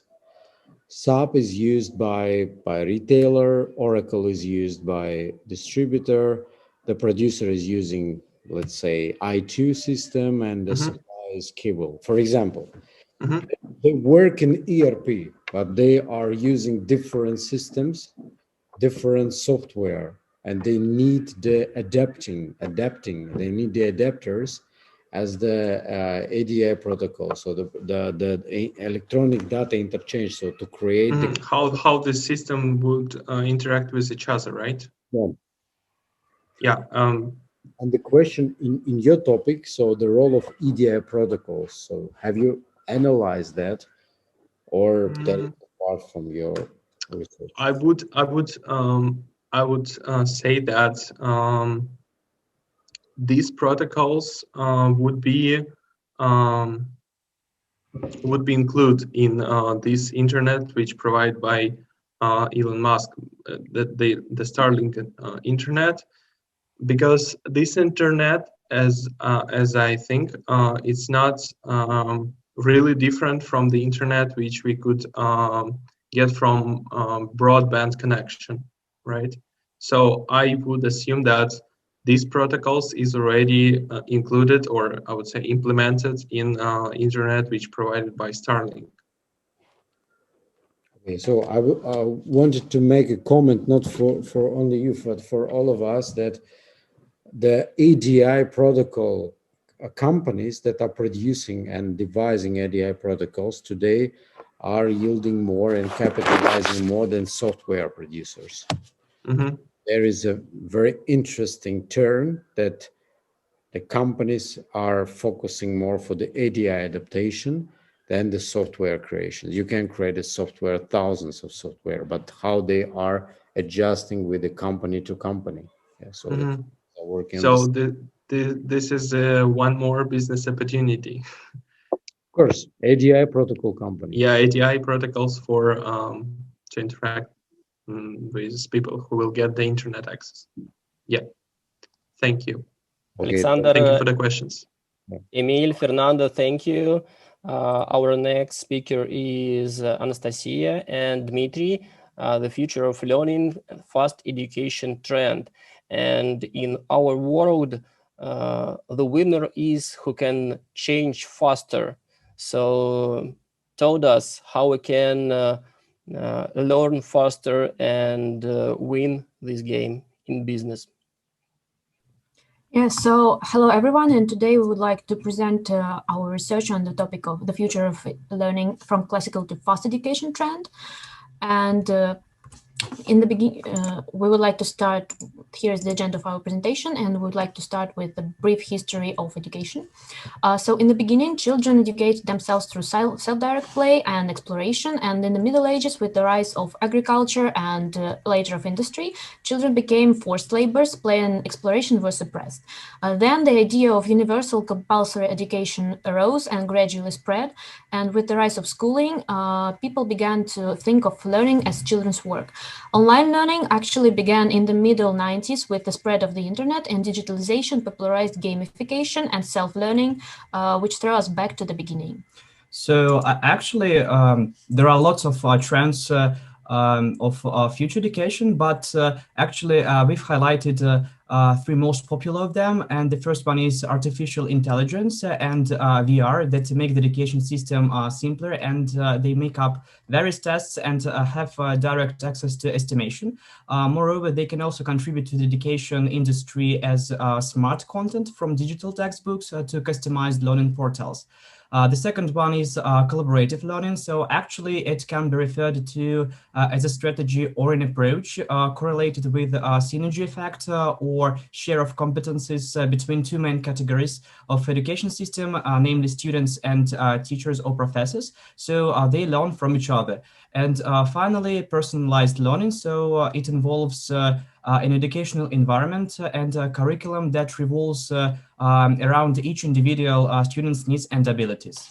So key reasons for emergence of fast education trend are the following. The first one is, of course, digitalization, which is transforming all facets of society, not just work environments. And the field of education is mainly reactive. Therefore, technologies developed in other industries are then applied to educational systems.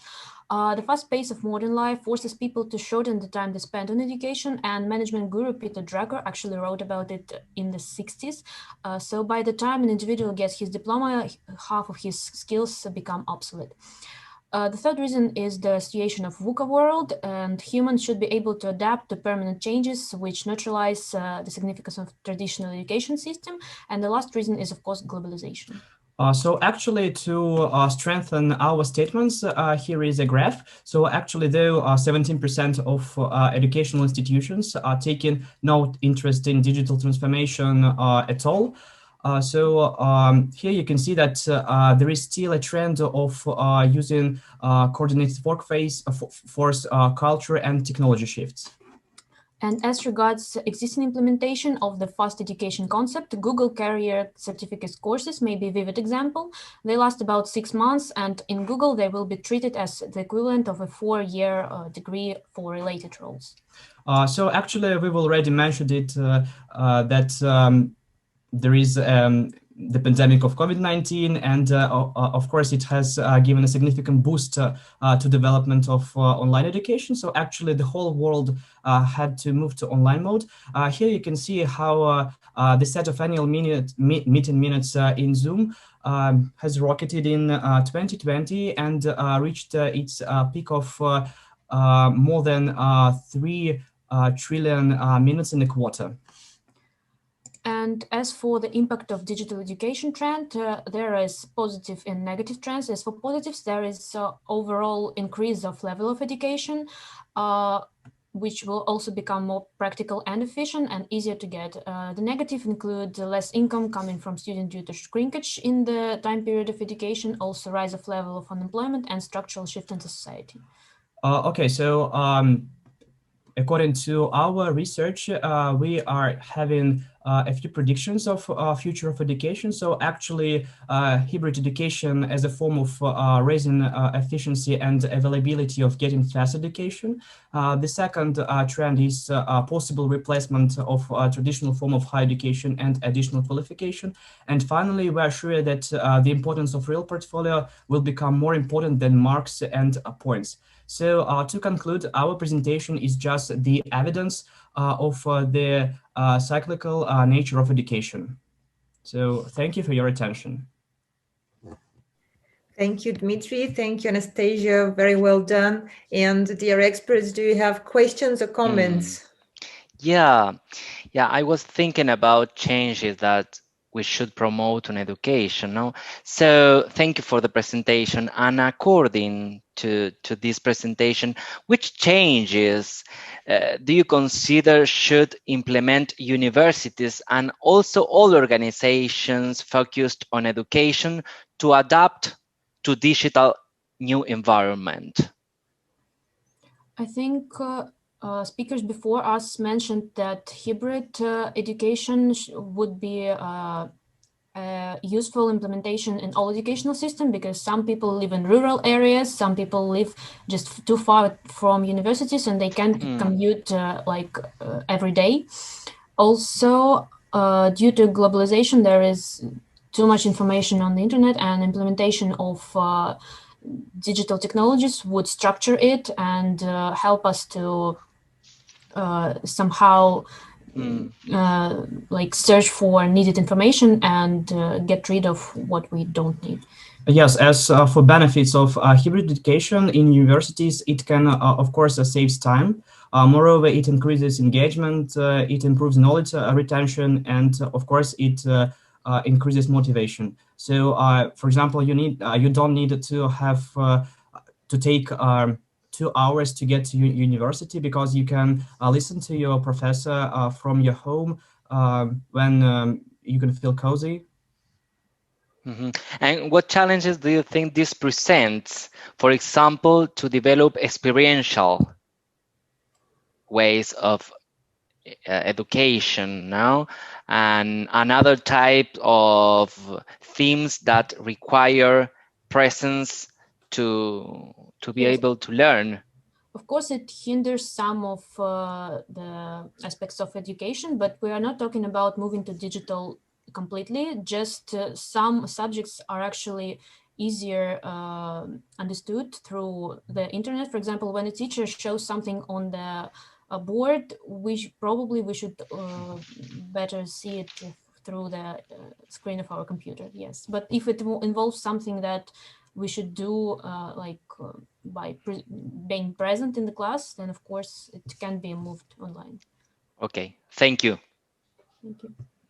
So my question is a bit specific and concrete for the industry. So we noticed today that the consultancy industries today, they're transferring to the educational companies. That's starting from the big four and till the local consultancy companies. So instead of providing consultancy, they are trying to provide education. In this particular case, what do you think? Can these consultancy companies fully transfer in the educational online educational market by transferring to the knowledge providers to the possible customers? Yes, I think so, because my close friend actually works in a consultancy company, and most of the time she works online, not being present in the office. And I think that there is no problem for this field of activity to be transferred fully online, because you don't need a person sitting next to you to explain you something. You can just call them and do the work through Excel and by sharing your screen of your computer. And I think it would be more efficient, because it just takes too much time to actually go somewhere, and the concentration level, it just loses, it's lost. So this market can be expanded by these companies. Yes, I think so, because also there are people who live in cities or regions where there is no branch of a consultancy company, so they can work remotely, and it wouldn't be a problem for them to apply for a job in this company. Okay, thank you very much. Thank you. Thank you.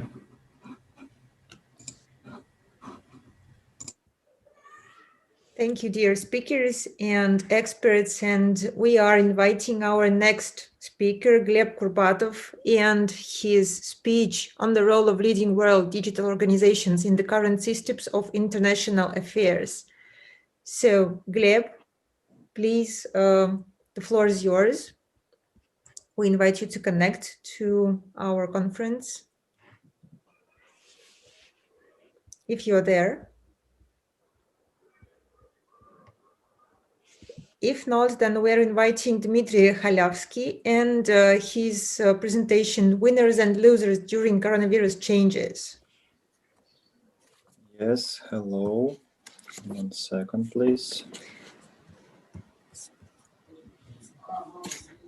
And Dmitry, good luck with your speech and presentation. Yes, thank you. 1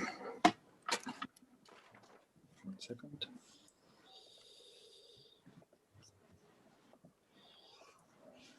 So, good afternoon, everyone. My name is Dmitry Halyavsky, and I am a student of IBS Ranepa. I would like to talk about companies and industries that are winners and losers because of COVID-19 pandemic. And as you can predict, there are much more losers than winners in this difficult period. Here you can see top winners and top losers. And I had a question: what is common between winners and what is common between losers? I would like to pay your attention to the problem that that demonstrate being a multinational player in the market will not always help to get out of the crisis. So let's try to understand what went wrong.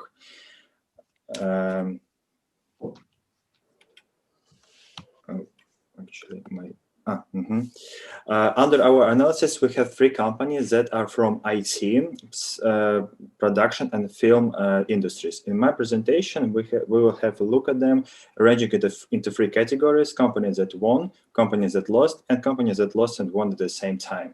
But we should uncover before that the winner is a company that think about the safety of their employees, constantly think about the development, open for changes, and be as attractive as possible to our customers. So first, our company is Amazon. We all know that Amazon is owned by the world's richest man, Jeff Bezos. In April 2020, customers came to Amazon with sales of $11,000 per second, and Amazon's stock prices went up sharply. From January to March 2020, the company's revenue increased sharply, but suddenly the cost also increased dramatically. In addition, the company had to spend more than $6 billion due to COVID-19 in previous year, including on warehouse disinfection and the purchase of antivirus equipment for the staff.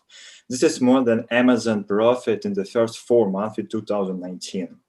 So we can see that Amazon always cares about employees and customers, always develop their business and differentiate business service, and it's a winner in this pandemic. So the next company is Xerox. The American manufacturer of printing equipment Xerox has registered another 11-fold drop in the profit. Before pandemic, Xerox made an offer to buy HP, its main competitor. But in March 2020, they refused their offer due to COVID-19. The reason why the company lost profit is the rapid decline in demand for copying equipment in pandemic time and the massive transition to electronic document management. For instance, the net income for the 6-month period in 2020 was only $25 million, that on 92% lower than a year earlier. And as a result, Xerox uses conservative management. They doesn't differentiate business and just waiting for the end of the pandemic. And it's a loser in this pandemic period. And the last company is Disney. Disney had to close its park of attraction because of the lockdowns, which cost to the company at least $1.4 billion. But at the same time, the demand for Disney movies on the internet has increased dramatically. Disney Plus service, which opened in November 2019, grew the number of subscribers to 73 million by the end of financial quarter 4. But despite this, for fiscal year 2020, Disney had losses compared to net income for the previous year, 2019. It's a first year when Walt Disney made an annual loss for the first time in 40 years since 1980s. And as a result, Disney has started a new project, but was late. They still open for changes and differentiations, and the company won from one side and lose from another as it has annual loss. And some conclusions: every company was affected during the pandemic, but affected differently. For example, if Disney didn't have its own Disney Plus platform, its losses would be much more serious. And we also say about the Xerox company, as it limited only in production. And in the near future, companies may refuse the offices at all, and Xerox may even go bankrupt.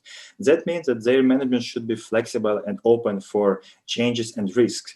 For the lesson of pandemic, teach managers that they can never rely on one particular line of business or kind of goods that they produce. The reason for the answer why Amazon win in this pandemic crisis are high demand for their service that are constantly modified, flexible management that is ready for changes, business differentiation, and quick response to consumers' demand.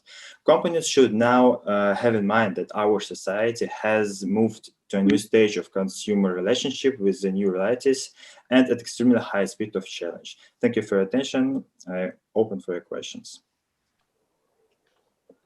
Thank you, Dmitry. That was very interesting. Dear experts, do you have questions? Yes, I have a question. Actually, my personal point of view. So I'm trying to avoid these words in business as a loser and winner. Yes, so that's for me it's more abstract. But I understand what was the line of your research. To bring the winners and losers to figures to the topic.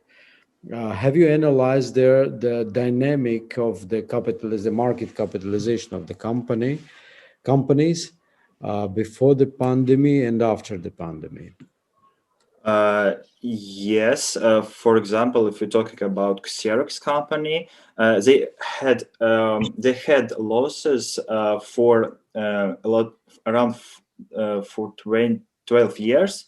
But after during this pandemic in March 2020, as you can see on my slide, they decreased very sharply, and it was this solution that it was because of the COVID-19, because they stopped sales at all. And talking about Amazon, for instance, they had a small decrease, but actually they started also increase the dramatic sales. And why I have chosen to show you the market capitalization graphics, because they show that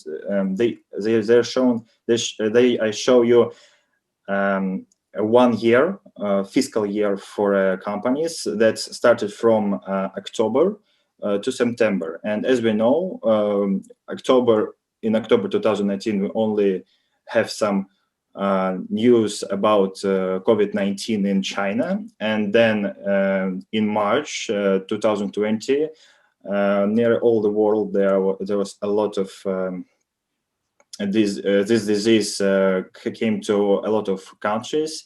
And usually we can see that this small or big decrease in nearly all companies.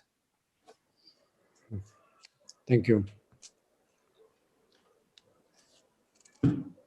Yeah, I have a question. Talking about safety of employees that you mentioned at the beginning of your presentation, which initiatives and specific actions can you identify as good ones for employee safety? From the side of employers, you mean, or? Yeah, from the side of organizations, employers. Yeah. I can say that most of the employers understand that they have families, and they try to continue their work as much as possible, because if people don't have work, there won't be any good decisions for companies, because it's if it's a multinational company,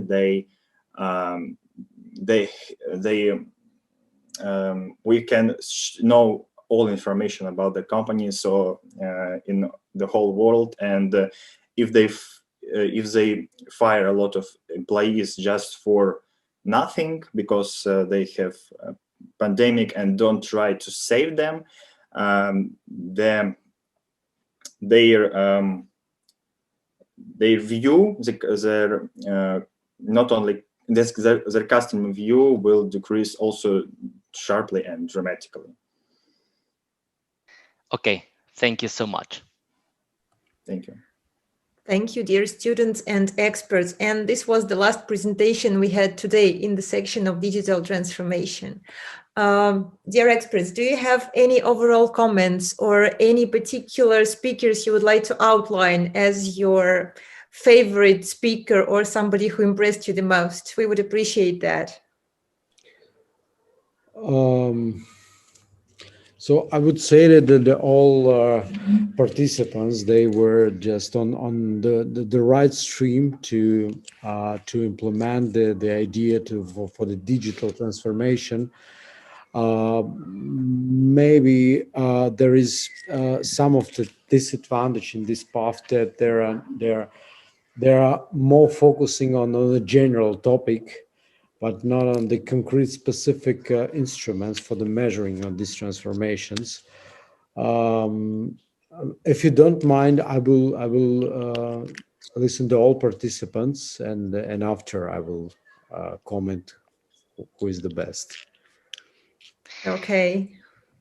Okay, I would like to underline the idea that some of you mentioned about taking care of people's side of a digital transformation, because my conclusion is that a digital transformation is more about transformation than digital. It's more about culture transformation, people transformation, to be able to then have successful transformations. That's my conclusion I wanted to share with you. Thank you so much. Thank you, dear experts. Very much appreciated. Further, do you want to outline somebody who impressed you the most? I think I choose a little bit later when I see our presentation again. But now I want to say that digital transformation is just a tool. You need to understand what is behind it, for what KPIs or for what challengers, ideas you work hard. So if it just for big data, AI or something else, it's just marketing and nothing else. But if you know how can you change people's lives, that this is the biggest what digital transformation bring to our lives. Thank you. And dear students, maybe you have some follow-up or feedback, some ideas you want to share afterwards. And dear participants, please find the QR code in the chat. You can scan the QR code and vote for the best speakers whom you like the most. It's the option that we have now. We still invite the speakers to have the floor for a few moments and maybe share the best insight you had or something you wanted to say as a follow-up, not more than 30 seconds in order not to have another presentation, but you are very welcome. If some of you want to have a floor. Our dear chat members, please share your comments in the chat also as well. We would appreciate your opinion. And I would like to align with what Fernando, you've said, that digital transformation is more about transformation than digital. I'm an expert in culture transformation. And as executive coach, I can say before you can make any people participate or be inspired by any kind of digital transformation, you have to win their hearts. not their heads, but their hearts. You have to involve them emotionally into what you're doing. It's more about leadership and not about controlling or forcing them or pushing them towards transformation. So this is the idea I wanted to share with you. So are there any ideas that you want to share?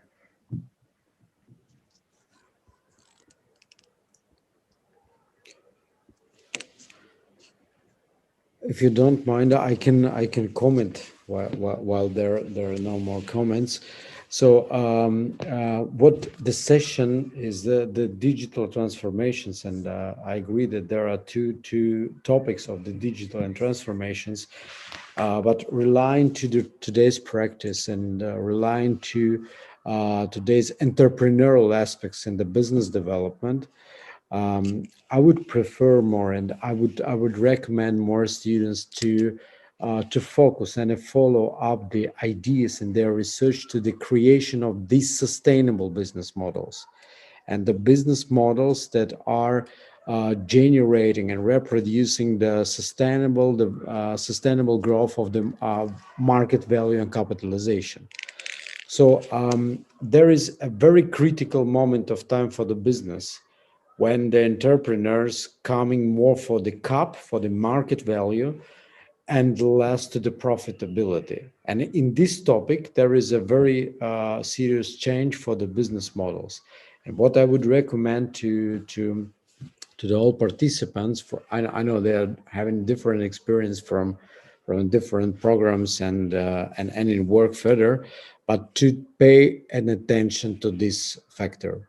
That's the value comes for the first place as a long-term criteria for the company, and the profitability is associated as a short-term nowadays.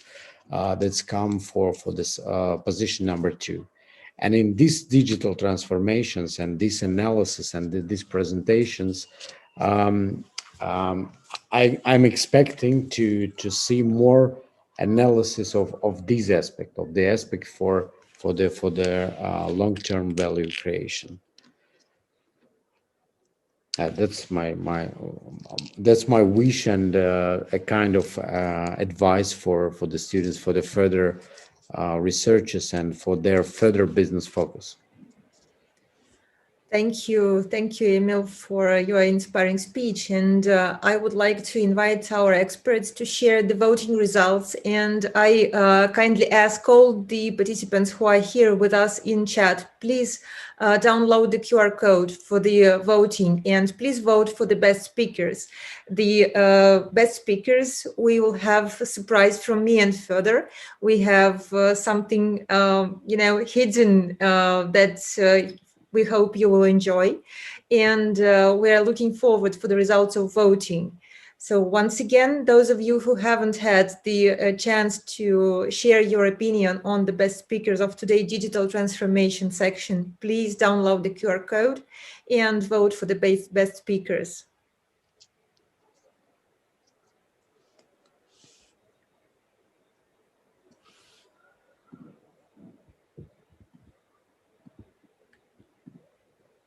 As far as I can see, there is also a link. So you can choose the person whom you like the most, and your voice will be heard.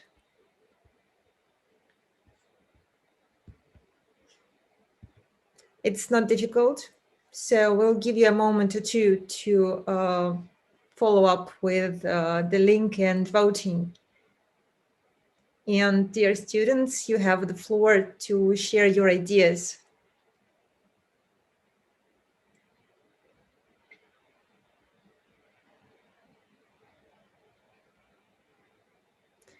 Fernando, or dear all who are trying to access the link, you have to choose the options from the fallout list. It's only one question there, and you click the options, and there's the list of names. The list is in Russian, so Fernando, if you have the name of the person you like the most, you can say it, or you can type it to chat. Anyway, it's another option of considering your voice in the vote.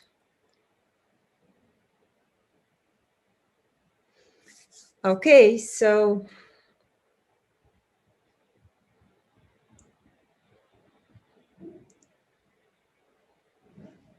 dear team, who is gonna announce the results of the vote, please take the microphone and share the results of the vote.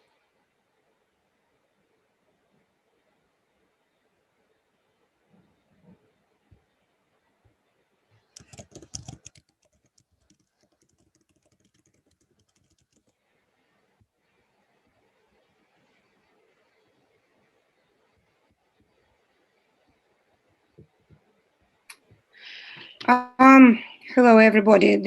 But the idea is, I don't see, I only see what Fernando Troll has written as though I do not have the options of the Menti.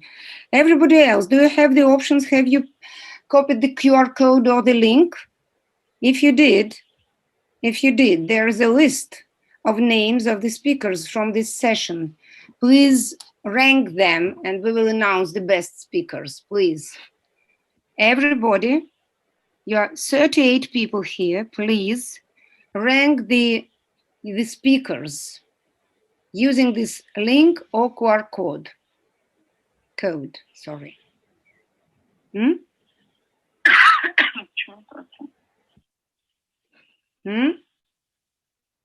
has asked to start your video on the host. У меня... Yes. Yes. So can you see, who can tell me whether you see the list, the falling out list from this voting facility or voting soft? Yes, so there was a list and I voted. Yes, me too. Everybody else, please. Why can't I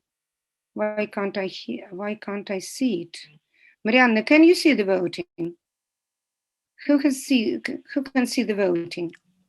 I can see the voting list. Вот здесь нужно искать. Все, поняла. But only the person who created the voting can see the results. Can see the results. Liz, you can see the result, please. Just a second. You say something. Can you see the result, Lisa? It was all done ad hoc. We'll open you the secret. It was all done ad hoc. Download. Just a second. We will download everything and tell you the results. Have you all voted? 38 people. Have you already voted? We were doing it for the first time, and this brilliant idea has just occurred to the team a couple of minutes ago. So we were hurrying up, downloading the soft we have never seen, have never used. That's why this best explains the delay. So wait a sec. Lisa is struggling with the results, but it was waiting, and even was this pause. Yes, this is a good example of why and how these things can be or shouldn't be invented on the way, but at the same time it is the good illustration of why they should, because sometimes it brings some confusing. Lisa, switch on, show up, please. Will you?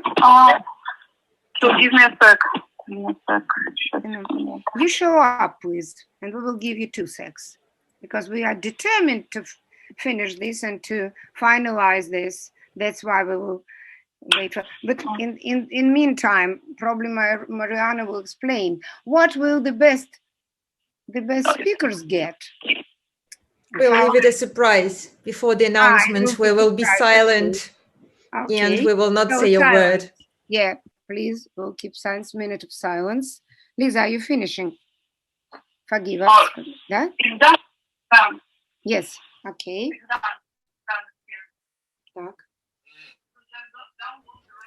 Lisa, we can't hear you.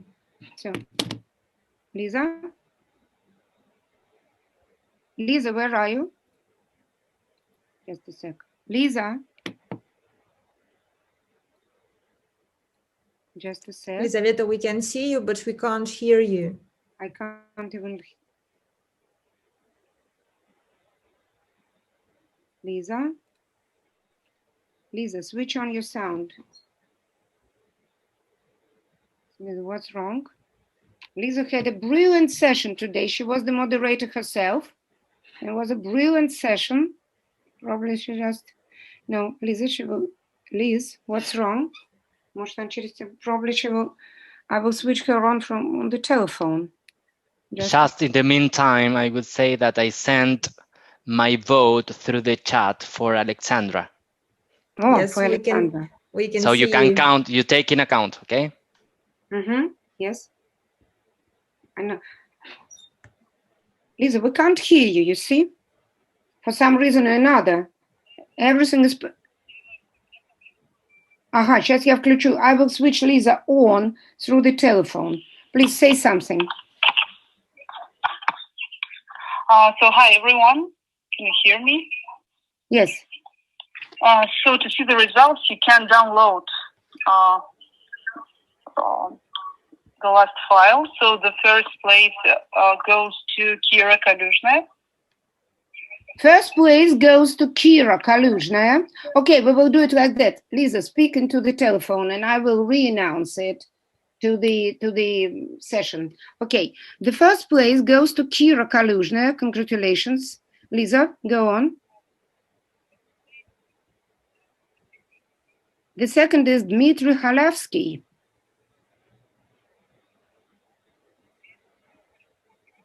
The third one is Alexandra Sadomska.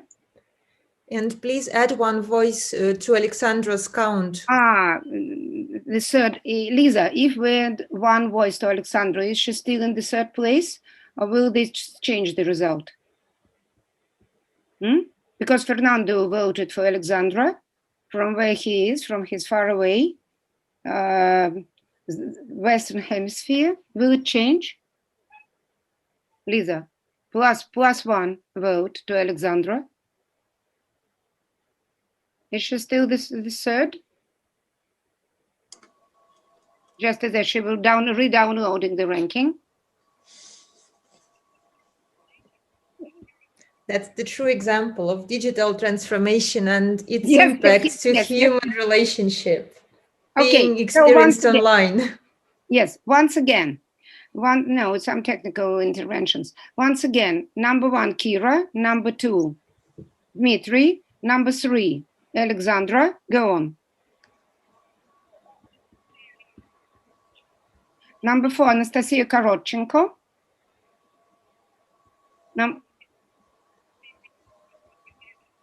Ekaterina Varanova is the fifth position, number six. Dmitry Shurov is the sixth. Polina Milova is the seventh. Number 8, Anastasia Gorshikhina. The last but one, Artem Matveev, number 9. And number 10, Mr. Kurbatov. Yes, that's it. Now, Mariana, you have the floor. Yeah, finally.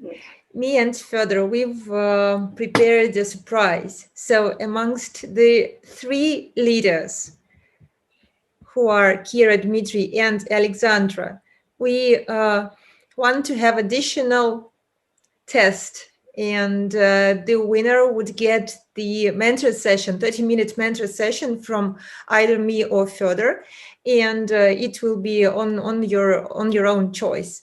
So Fedor, do we have a challenging and tricky question for the 3 top winners of the vote? I kindly ask you to be online with us. Guys, please, all the rest, switch off your videos so that we would be able to talk to our top 3 students in this conversation. And Emil and Fernando, please stay online with us and help us identify the best of the best in this digital transformation quest. So Fedor, your question to the winner.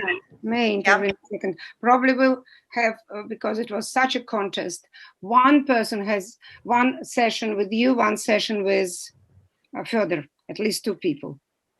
We'll see how about that. Let us follow the rule first. We'll ask 2 questions. Every one of you will have a chance to answer a limited amount of time, like 1 minute. And the first question would be from Fernando, the second would be from me. So Fernando, your question to choose the winner. I want to ask you, what is your motivation to study in digital transformation? Is it hype and modern, or you have another opinion? Why are you here? I want to know.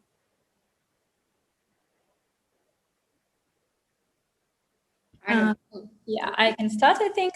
So for me, digital transformation is very interesting because it relates to the 2 spheres and not 2, I think for many spheres. And also I use a lot of digital tools at my work and of course during my education. And moreover, I also trying to learn something new.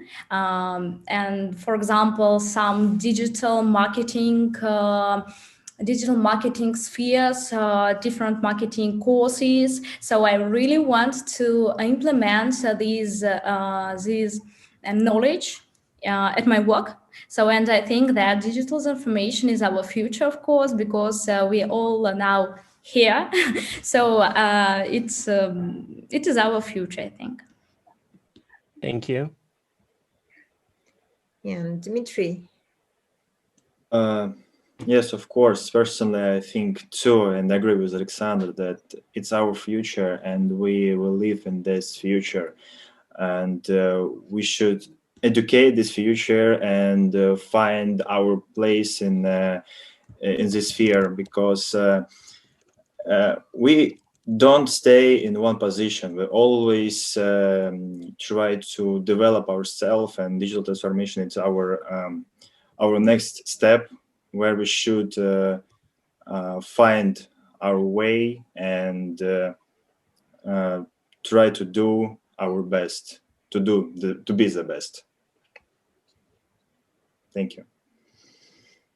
Okay. And we would invite Kira to answer if she is online. Kira, are you with us? Kira? Where is Kira? Well, I'm sorry to say that, but if she is not there when we are analyzing results, so then she is the winner according to the vote, but she can't participate in the chance to win the mentor session. So I guess we have 2 competitors for the coaching session. And my question would be, if we speak about human part of digital transformation and human part of profession, what are the core 2 or 3 values that are the most important for you as professionals, as humans? I'm sure you know that people work and succeed together if their values resonate. So my question to you is, what are your core values? What do you appreciate the most in people, in your teams, in yourself? What is it?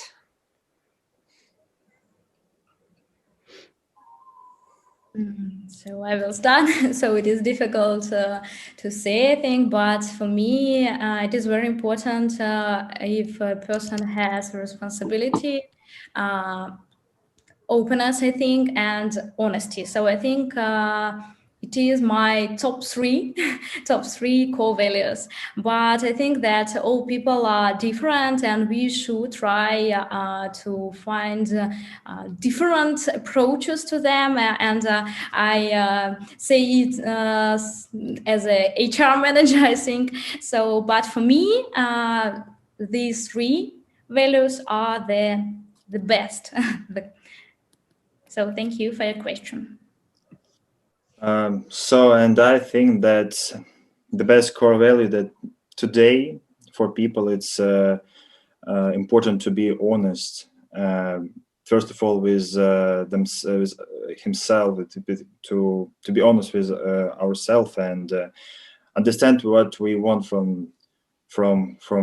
ourselves, and of course desire to develop and to be ahead of other, to be main competitor between to be a competitor, and today also it's be a financially competent in our very convenient and controversial life. Okay, thank you. So my question to Fernando and Emil is, what is your opinion? Like before we were voting in between like 10 participants, and now we have only 2 people sharing their answers with us. So what is your vote here? So it's very difficult to make this vote and a choice that I see. And as for the Dmitry and as for the Alexander, so the big motivation in the topic, and something tells me inside that they are going to work in this sphere. And Dmitry, what I didn't like this in the presentation that was the global overview. I'm not saying that it's abstract, but it's global, yes. And my apologies, sorry, but I'm giving the word for the Alexandra, and I think you understand for in a while. So that's my suggestion. Mariana, can I add a question so I can decide? Yeah, but sorry for disturbing you. Kira says she's back, so we can invite her to the floor. Kira, you are being too shy to not turn on your video and share. So Kira, you are very welcome to answer 2 questions that we asked to all the participants. So yes, I'm here. I'm sorry I can't turn on my camera for now. Can I answer it without video? Yeah, of course. Further, could you please be so kind to repeat your question? Sure. Kira told me, what is your motivation to learn about digital transformation? Why are you here? Well, my topic of research was gamification, and it is very closely related to digitalization of society and of business in general.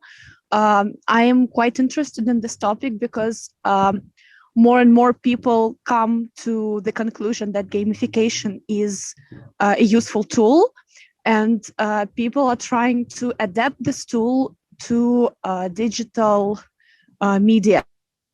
So they're trying to put it into different applications or programs. And that's why I'm quite interested, because it is my professional professional point of interest. Yes, thank you. Thank you. And my question would be, if we speak about values and the human part of transformation, what are your core values? What is the most appreciated by you, in your team, in people you study and work with?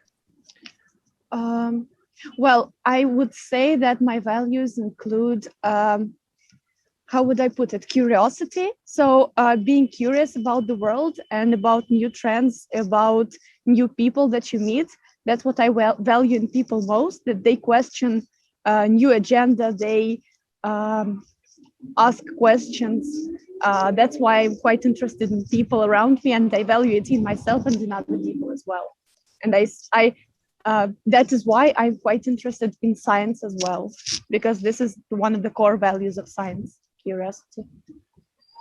Okay, thank you so much. And we already heard the opinion of Emil. Maybe you will add something, Emil, as we have heard the voice of our 3rd winner. I would stay on my choice. That's no change. Okay, thank you. And Fernando, how about I you? have a question. Yeah, I have a question Yeah. for you all. Yeah, it's what's the most important development area you identified on yourself that you have the best chance, which is the most important thing you think you have to transform on yourself to be able to go into digital transformation? It's a question about you. Yeah. So am I answering the question again? Yes. Yeah. So do I understand your question correctly, that you ask what should I change about myself to go into digital transformation? Yes, which is the area, which is the development competence, the development value you identify on yourself. You have to transform to go into digital transformation from the point of view and your career development and yourself. Oh, that's a pretty interesting question, I should say. Well, I would say that on my part, I would focus more on my digital competences because now I'm like a casual user of a pretty wide range of programs. So am I understanding your question correctly? I'm leading to that to the point that I would like to increase my digital competencies, like learn new program or maybe a language of programming. That would be very beneficial going forward. Okay, thank you. Dimitri and Alexandra. Thank you. So, can you maybe tell a little bit more about your question, because I just still misunderstand it.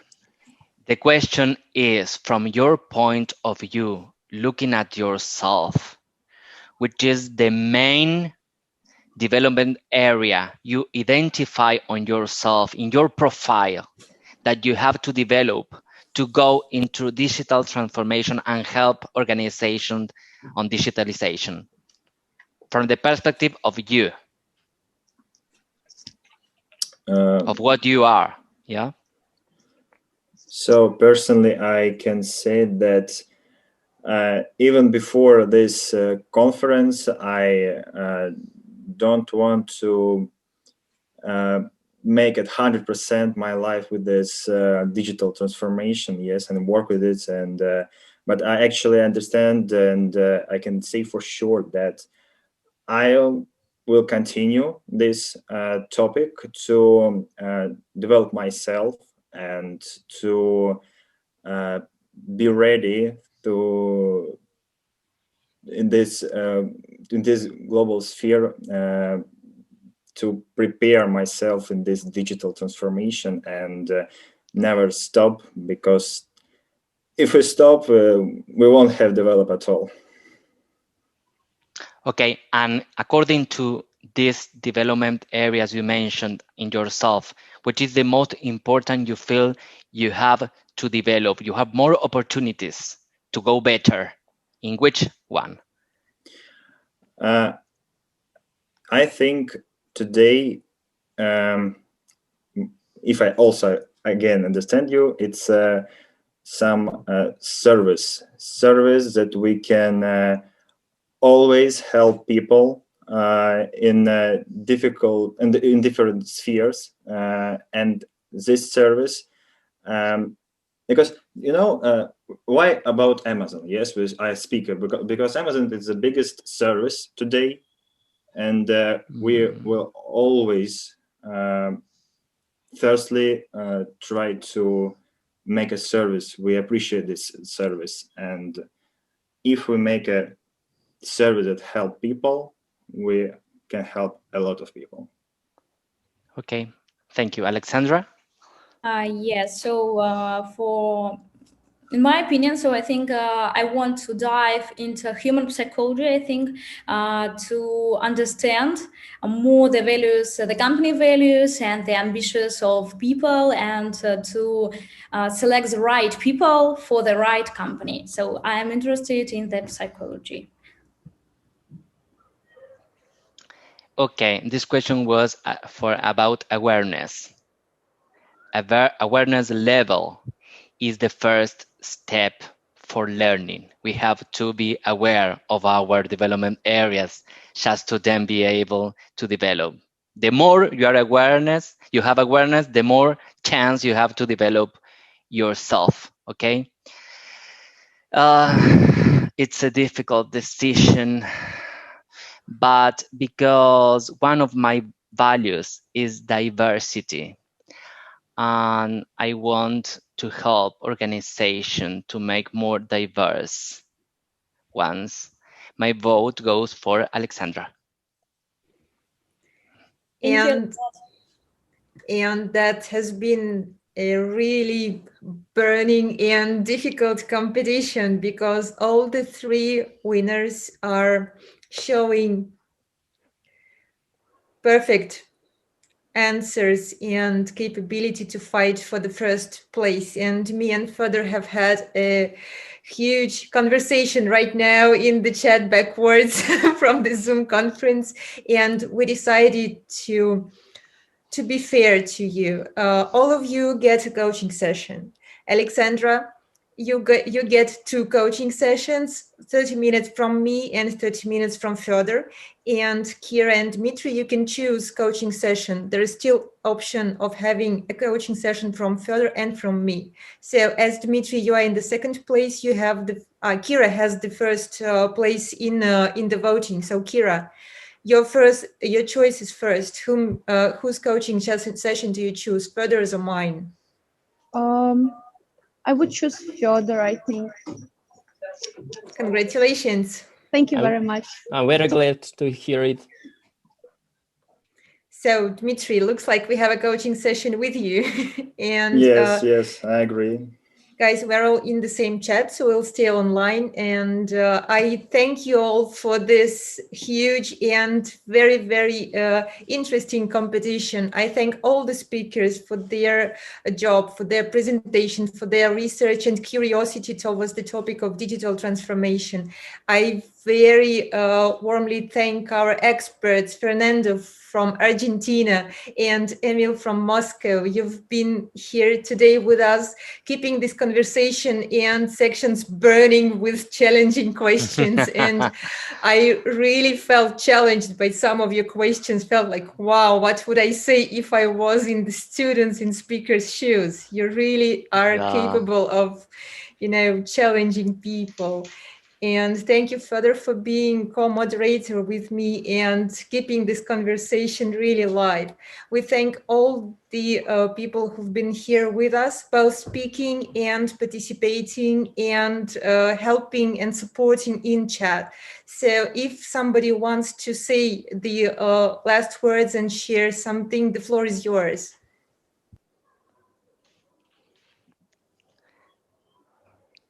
Okay, well, thank you so much for my morning in Buenos Aires, Argentina. Yeah, for my morning in Buenos Aires, I am so pleased, and I had a great pleasure of sharing with you. Thank you so much for the invitation, really.